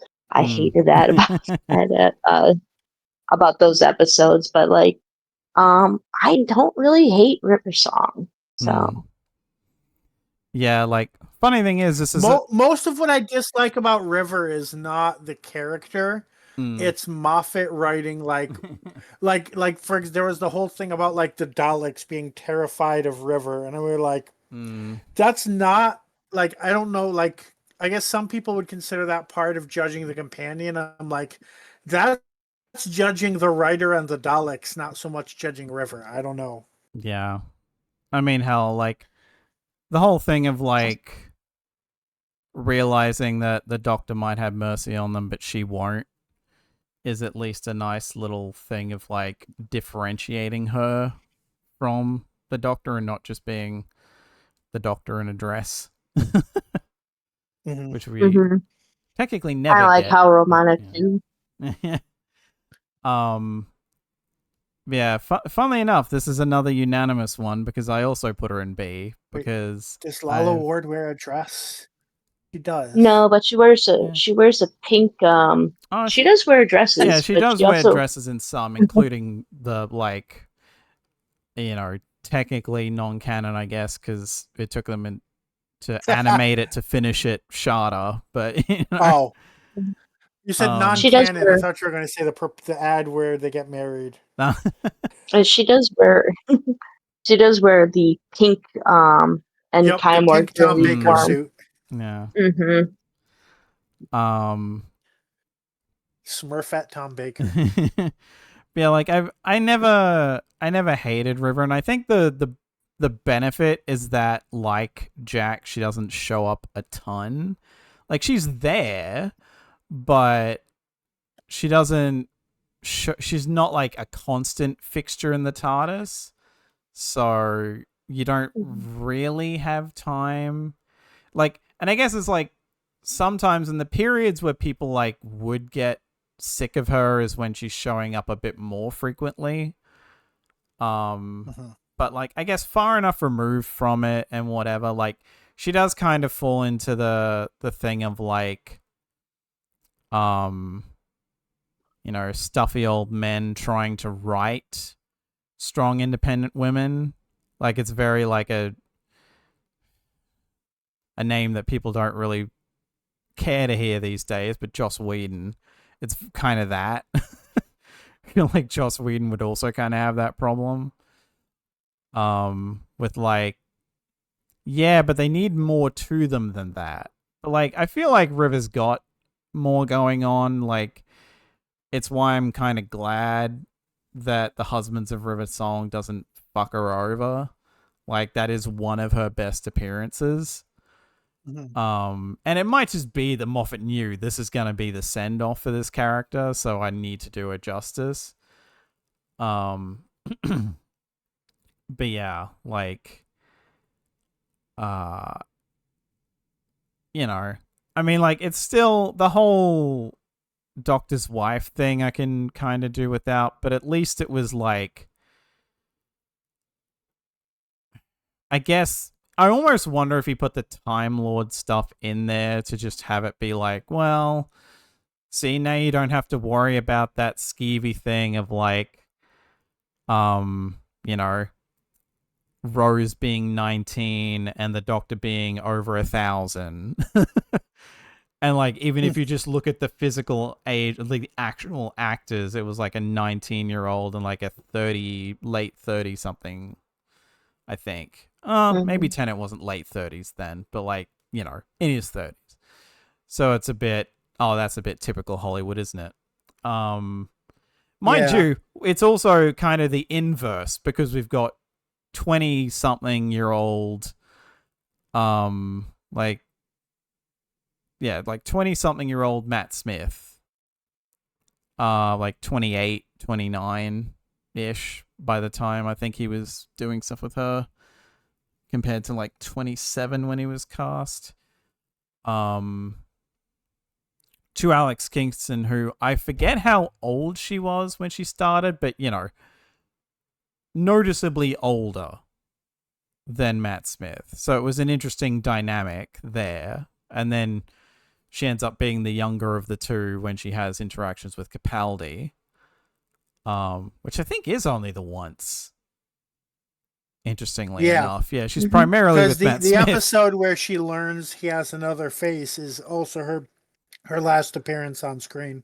So like, it's interesting that like the two Doctors she only really has one appearance with each are the ones where it's like, yeah, I can see that in terms of like age of like the actors compared to her.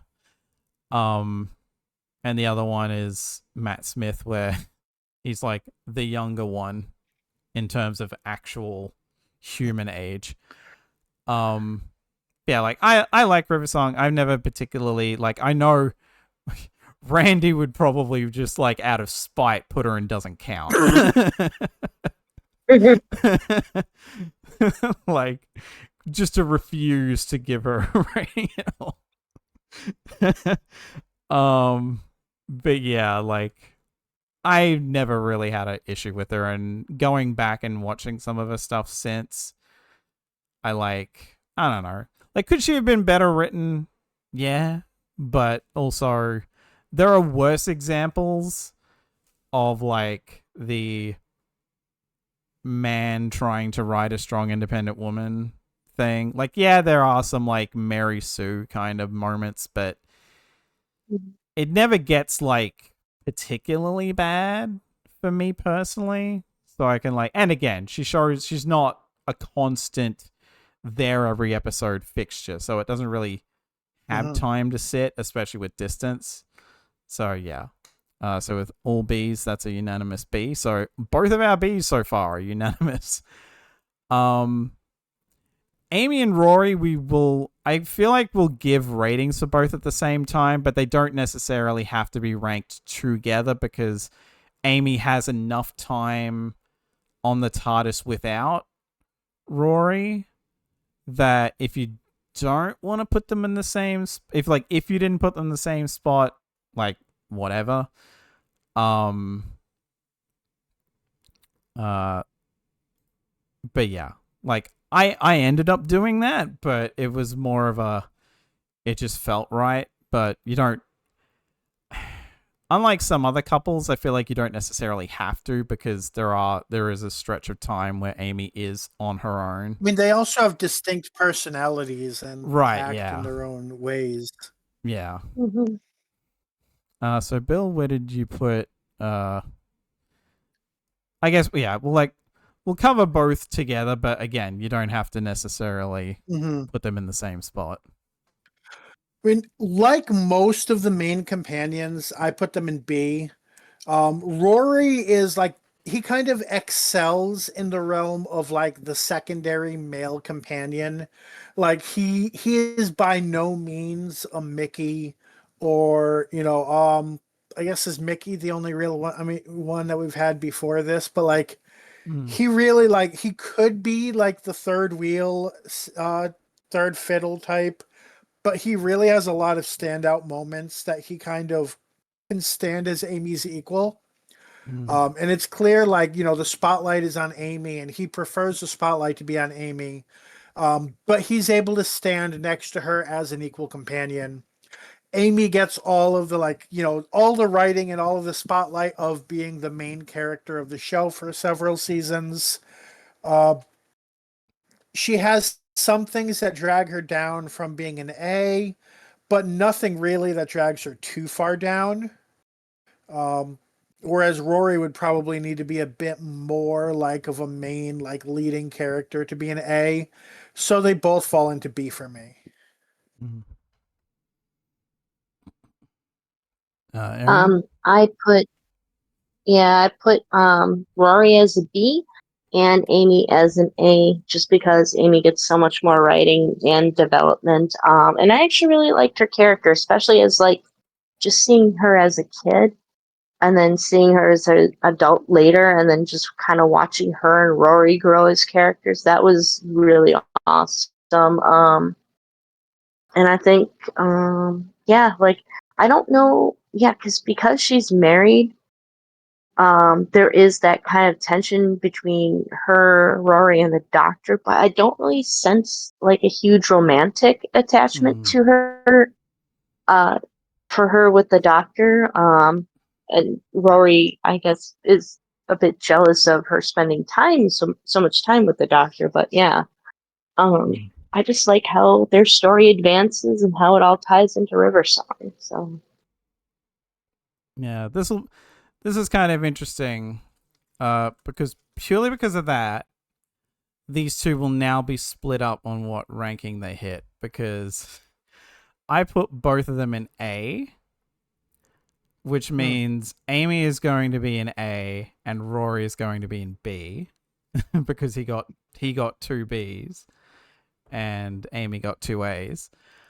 So that's a bit funny. But I basically put them both in A because I enjoy them a lot. They are my favorite of, like, we haven't technically had many couples, but effectively this is the Rose Mickey thing done right. In that, Rory's a bit jealous, but it's very clear that outside of like one sort of jokey thing that they do with it, Amy does not. And I think even then it's just to point out that Amy doesn't actually have a romantic or sexual interest in the Doctor at all. And he does not think of her in those terms at all. He is absolutely committed to trying to keep these two together as a couple, to the point that, like, when they split up, like, randomly off screen, he's actively trying to play matchmaker to make them go back to each other again. And, like, just I like their dynamic as a couple. I think they do a better job of selling her as being like, I'm on my ho shit in series 5, rather than actually like as being a legit pair to the Doctor. Yeah. But either way, she does come to being like, yeah, I'm definitely gonna be with Rory. Yeah. Until except for that one weird episode. But yeah, like, And like I do, and I like it. I really wish, and I've said it before several times, that I wish, as crap as an episode of The Power of Three was, I kind of wish that had been their exit. Or if not that,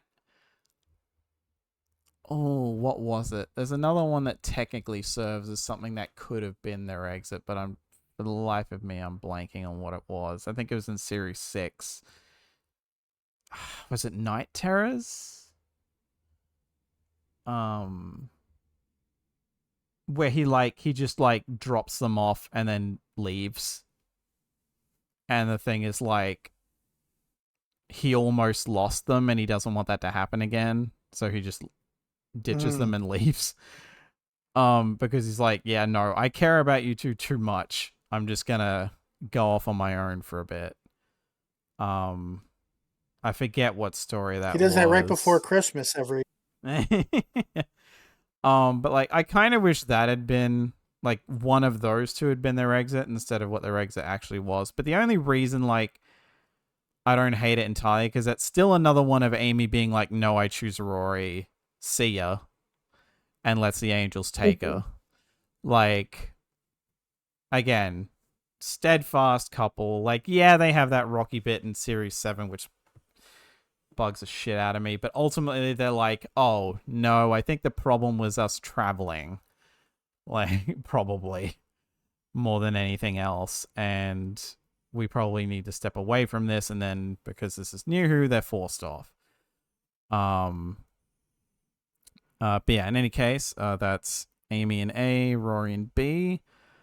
Now we move on to a string of, and apologies that I forgot about, and like, will we get, maybe we'll get Clara out of the way first and then do the string of one-off do they count or nots. I mean, most of them were all primarily appeared in the same episode. Yeah, I guess we'll just go with Clara to get her out of the way. God, where did I put her? Interestingly enough, I only put her in C. Well, like, I almost thought that I would put her lower, but because again, she's a companion that doesn't. She's kind of a blank template as like the companion we get. I so wish that the governess from the Snowmen had been the Clara we followed. Because she is having so much fun with that. And I'm like, why couldn't we just get that? Just give us a past companion again. It's a fun idea. It's the whole point of the show is that you can pluck people out of anywhere.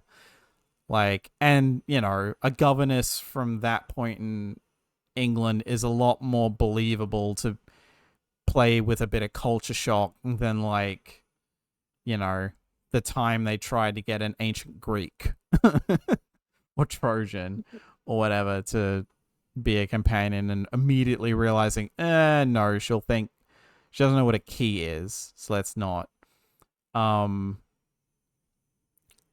But the Clara we actually get is, I feel like the epitome. I mean, I can kind of agree with people that she's much better with Capaldi than Smith. But also just she's just kind of there.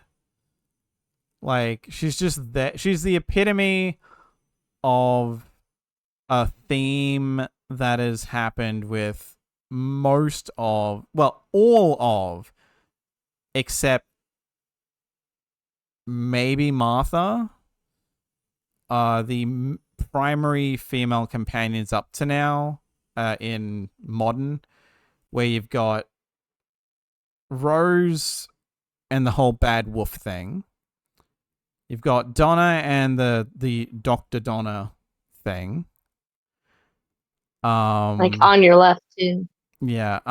You've Or got not. There's something on your back. Yeah. Amy is the girl who waited, and then now you've got the impossible girl, and it's like, at least Amy had a character, and her character was informed by like meeting the Doctor as a kid and then him never coming back until she's an adult. There's like that informs a character somewhat, but she's also a fully fleshed out character. Whereas Clara is like, I legitimately, I probably like, I thought I would be able to get away with not rewatching anything. Evidently there's a string of characters here that are one-offs where I'm like, oh, I probably should have. But it's like, I don't know who Clara is, really. She's whatever the episode calls for, really. Like, near the end of her run, she gets a bit, like, trying too hard to be the Doctor, and that does her in Face the Raven. Mm-hmm. But, like, by then it's a bit too little too late.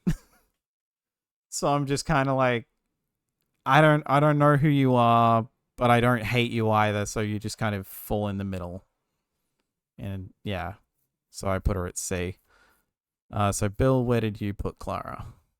So this is where I really wish we could be like, oh, well, weight mine is less than anybody else's because I'm really not confident in this placement.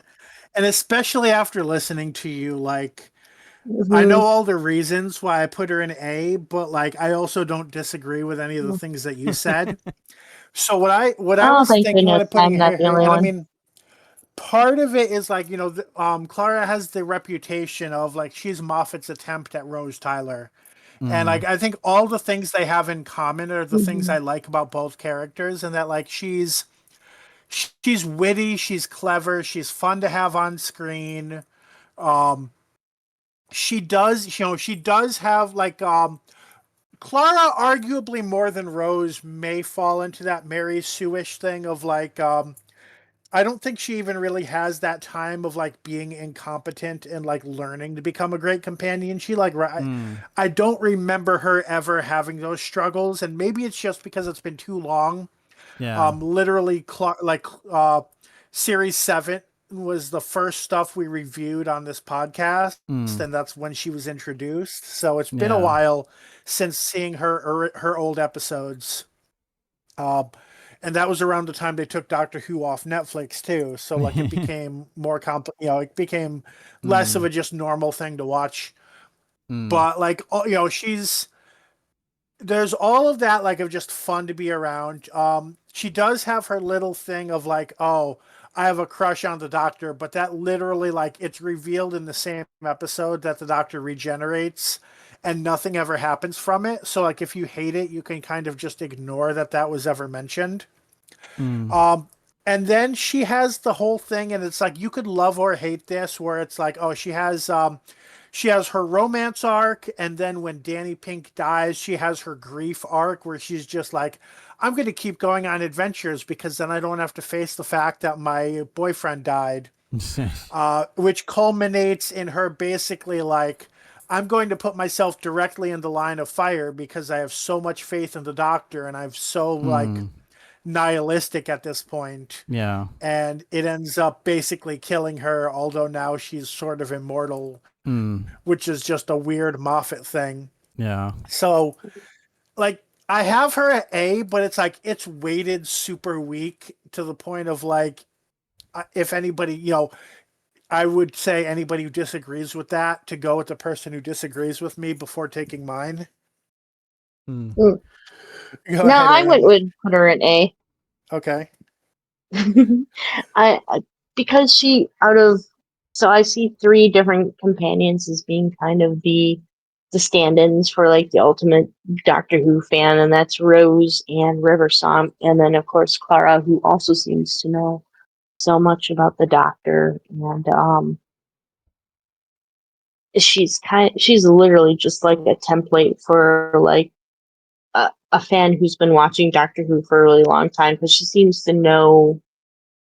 She's been throughout his lifetime, or all these different adventures. She seems to know a lot about him, I think, if I remember right. You right? Am I remembering I don't wrong? think so, because like seeing his whole timeline happens at the end when she splits into a million people. Yeah, like the governess one is one that already knew him, but she just didn't let it slip. Mhm. And like the run you clever Yeah. boy thing is supposed to be like a hint. Mhm. But because she's supposed to be one of the split Claras, but Mhm. Oswin we don't know, and it never gets revealed. I don't think Mhm. until Well, even Name of the Doctor. I don't think that's when I think we get the reveal. Yeah, I don't think they even fully like remember the Doctor. It's more just like bits of Clara's personality get split into new people and spread across time. yeah. I mean, it's even still, it's kind of like she's there to witness a lot of different stuff about the Doctor, so she kind of Yeah, she through is with him for her a lot of stories. so she's one of the three Uber companions is when I think of companions or modern Who companions. So um yeah, the only problem is that she is kind of witty and everything, but she's also a lot more subdued compared to like River Song and Rose. She's not as annoying, but she also, I don't remember a lot of stuff that make her stand out, except for the fact that I even forgot that she was dating Danny Pink and that, but that's more of the, I don't remember much about Danny Pink, honestly, just that he didn't trust the Doctor and everything. So, yeah, I put her at A. So with that, with 2 A's, she will end up in A. And I'm realizing that I was in such a rush to get through typing out the rest of the summary bits that I had left that I did not even skim over her. So we'll get her out of the way now as well before going through the parade of one-offs. Kate Lethbridge Stewart, also just known as Kate Stewart, played by Gemma Redgrave.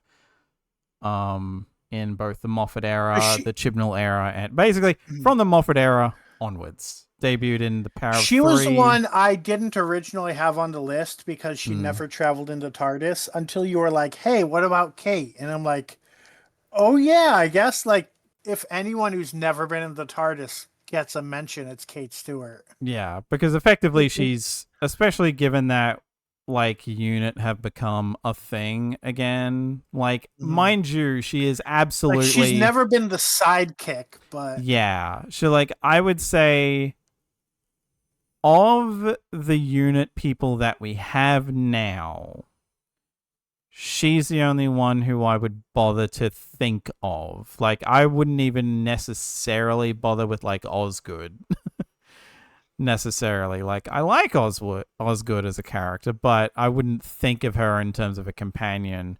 Whereas Kate is effectively filling the role her dad did. And if the unit family counts, and she's been present across multiple eras now. And like now three consecutive yeah. showrunners. Yeah. plus non-canon stuff that so far everybody that I've mentioned it to has refused to review for this podcast. But yeah, like whereabouts did I put her? I apparently put Kate as a B. I feel like in some cases like, and this is just encompassing all, given, like with her dad, I was never really hard and fast about Alistair being purely the third Doctor era and then just the rest is bonus. Especially because really, if you were gonna go by rigid picking an era for her, I don't know what era you'd pick, because technically, the error she has shown up in the most so far is RTD 2.0 in terms of most consistent appearances over a short period of time. But yeah, because she was in Power of Three, she was in Day of the Doctor and the Zygon stuff. Yeah. And then I think the next time we saw her was Power of the Doctor, right? No, she was in Flux because he used Chibnall right. Chibnall Flux used was before that. Chibnall used Flux as the way to show this is what actually happened with the unit, and she went into hiding and basically had to like run unit as kind of an underground thing for a while. Yeah. And all that, and then basically from then on she's at least, and then then she shows up again in Power of the Doctor, and then she's been in a good chunk of the RTD 2.0 stuff, even if only more of a cameo-ish thing, like with 73 Yards, where she's in it but she's sort of there for a bit. Like Kate could get a lot better, but she could also get a lot worse. So that's where I think she falls in B for me. Is like a lot of it is on the strength of Gemma Redgrave's acting. Like you absolutely believe this woman is the daughter of the Brigadier. Yeah. Yeah, I think that's about all I've really got. Where do I have? Why do I not see her? Oh, that's right, because I put her under doesn't count because I'm like, I don't know. I mean, I guess like I haven't looked at the old one to see like if I guess maybe we did have the unit people that I wasn't thinking of, but I'm like, I think she's the not only a sidekick. Yeah, like I think the only unit person we didn't count was bugger, I'm blanking on his name, but the one that was like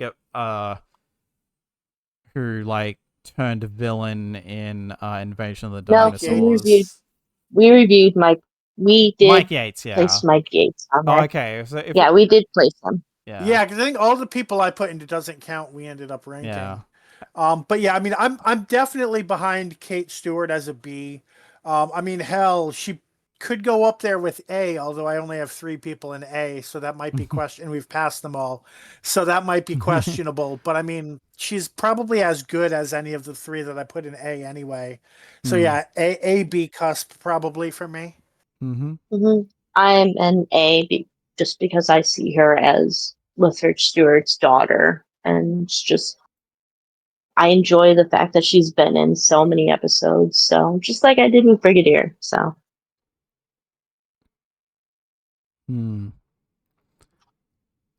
So if Bill really wants to go with an A, that would be A, because we've either got technically 2 Bs or technically 2 As. We got A, B, and A B cusp. What is that average out there? I mean, at this point, maybe it's recency bias. It probably is recency bias, but I'm like, fuck it, give her an A. And with that, she moves up to an A. Okay, now we go on to the parade of one-offs for the modern era. Starting with Craig Owens, played by... So Craig was a 2-off. Well, yeah, 2-off, yeah. He was in the companion light episode 2 seasons in a row, and basically became he gets counted on a lot of companion lists. I don't know if there's such a thing as an official companion list, but like he's counted as a companion for his role in those episodes a lot of the time because I don't know, he's the companion for multiple companion light episodes, whatever that ends up meaning. Yeah, like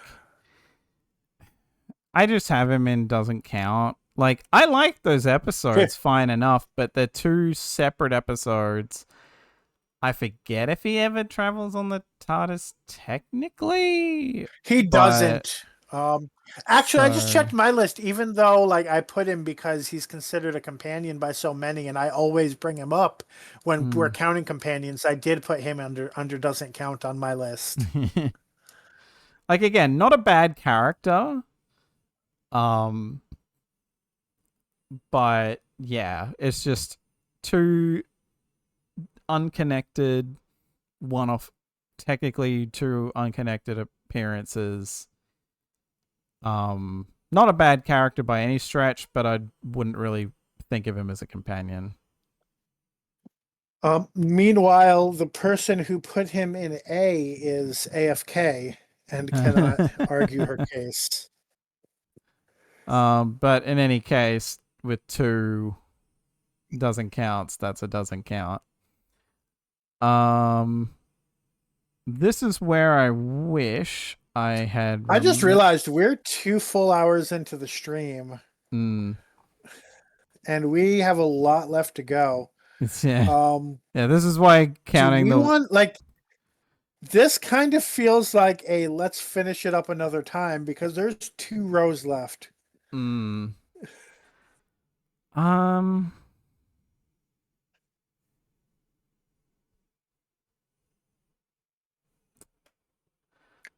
Like we still haven't got, or maybe finish out the Moffat era. Because I'm thinking once we're done with that, there's oh shit, we've still got bloody hell. Here I am, like, yeah, let's do the one-offs, and then I'm like, oh shit, no, we've got Bill, Nardole, and Missy still. I mean, I think when Aaron gets back, I think we just do a quick run of like, I didn't rate any other doesn't counts, but if there's anybody that both of you put doesn't count, we can eliminate them right off the bat without talking about it. I put pretty much all the one-off people. Like I even put Danny Pink on doesn't count.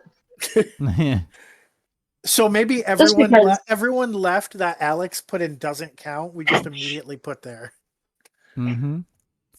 Aaron, we were just talking about, since we're already over 2 hours into the stream, of maybe just wrapping up the Moffat era and calling it a night and finishing the rest another time, because we still have the Chibnall era and the RTD2 era. You know what? I'll make a call. We do not have a decided upon tier list to start the next season. So if we cut it off right now and finish this to start off the next season, that avoids us having to think of a tier list to start next season with. Okay.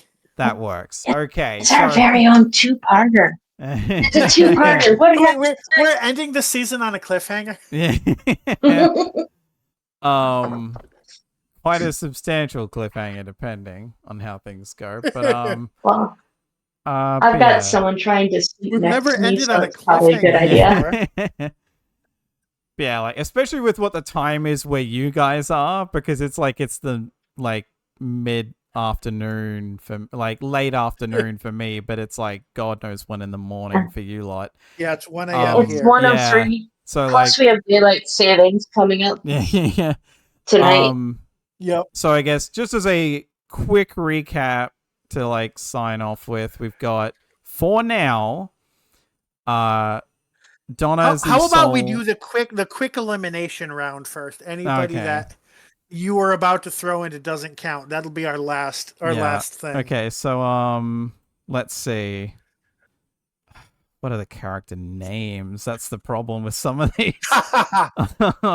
So first off, we have Kazran Sardik. Do you count Kazran Sardik? No. Okay. Brian Williams.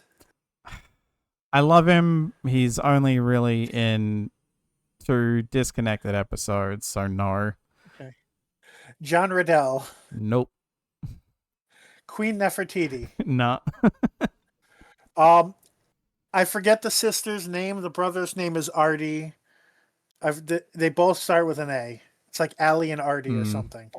Yeah, Angie Maitland and Artie Maitland. Angie, there we go. Yeah, I don't count either of them. I Okay. don't count. How about handles? No. Okay. Danny Pink, we probably would count, right? You know what? Danny Pink is someone we will leave until next time because I will hack. Okay. That will give us time to rewatch the episodes. That's a conversation to have. That's a conversation to have. Courtney Woods. No. Okay. So that's where we'll end off. Courtney Woods doesn't count. Bill Potts obviously counts. Yeah. So yeah, like at least this will now give us time to like me and Aaron time to rewatch Danny Pink stuff so we can like actually form an opinion. Because for me, he's just kind of doesn't count for now because he just does not enter my brain. Like I'll try to rewatch if I have time to. I don't know if I'll have time to. The main thing I remember in my Dan head is exactly what Rand's argument was, and so I could make that on Rand's behalf from memory, but I don't have as strong of an opinion as Rand did. Yeah. So with that, honestly, I was going to do a rundown, but we effectively did that, so I'll just go to the exit. So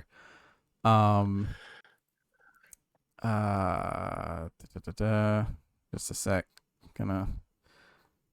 So yeah, let us know in the comments what you think of this week's episode, or what you think of our ranking so far.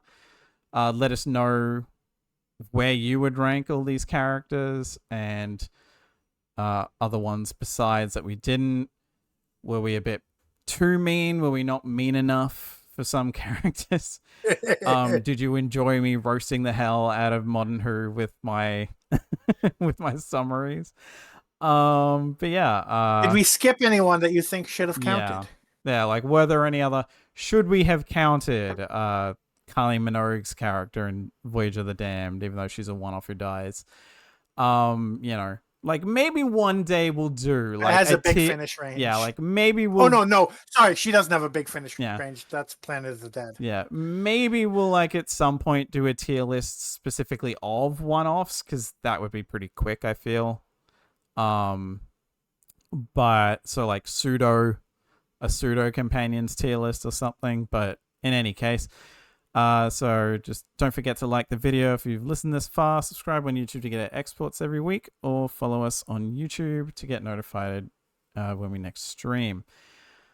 So next time, after an extended break, because, I mean, you guys are busy anyway, so at this point, with no real reason to come back in December at this point, because as far as I'm concerned, we will probably not be covering the War Between the Land and Sea. Unless something happens, we will probably not be covering the War Between the Land and Sea until it airs in 2026. We will come back with the start of the 22nd season of the podcast by finishing this tier list up.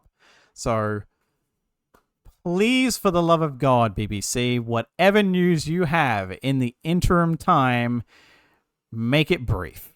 Just give us, like, little things that we, like, one or two big things, okay? That we can talk about, and then that's it. That'd be great. Just saying. Like, I guess... Just sit there and vomit news everywhere. I guess technically we'll probably still cover the BBC like ratings week to week, maybe. Because we'll actually have figures for that. But by then it would probably just we'd be able to talk about the overall after, depending on when we're back. But in any case, that's all for possibly the rest of this year at this point from us. So we will see you when we see you. See you then. Bye.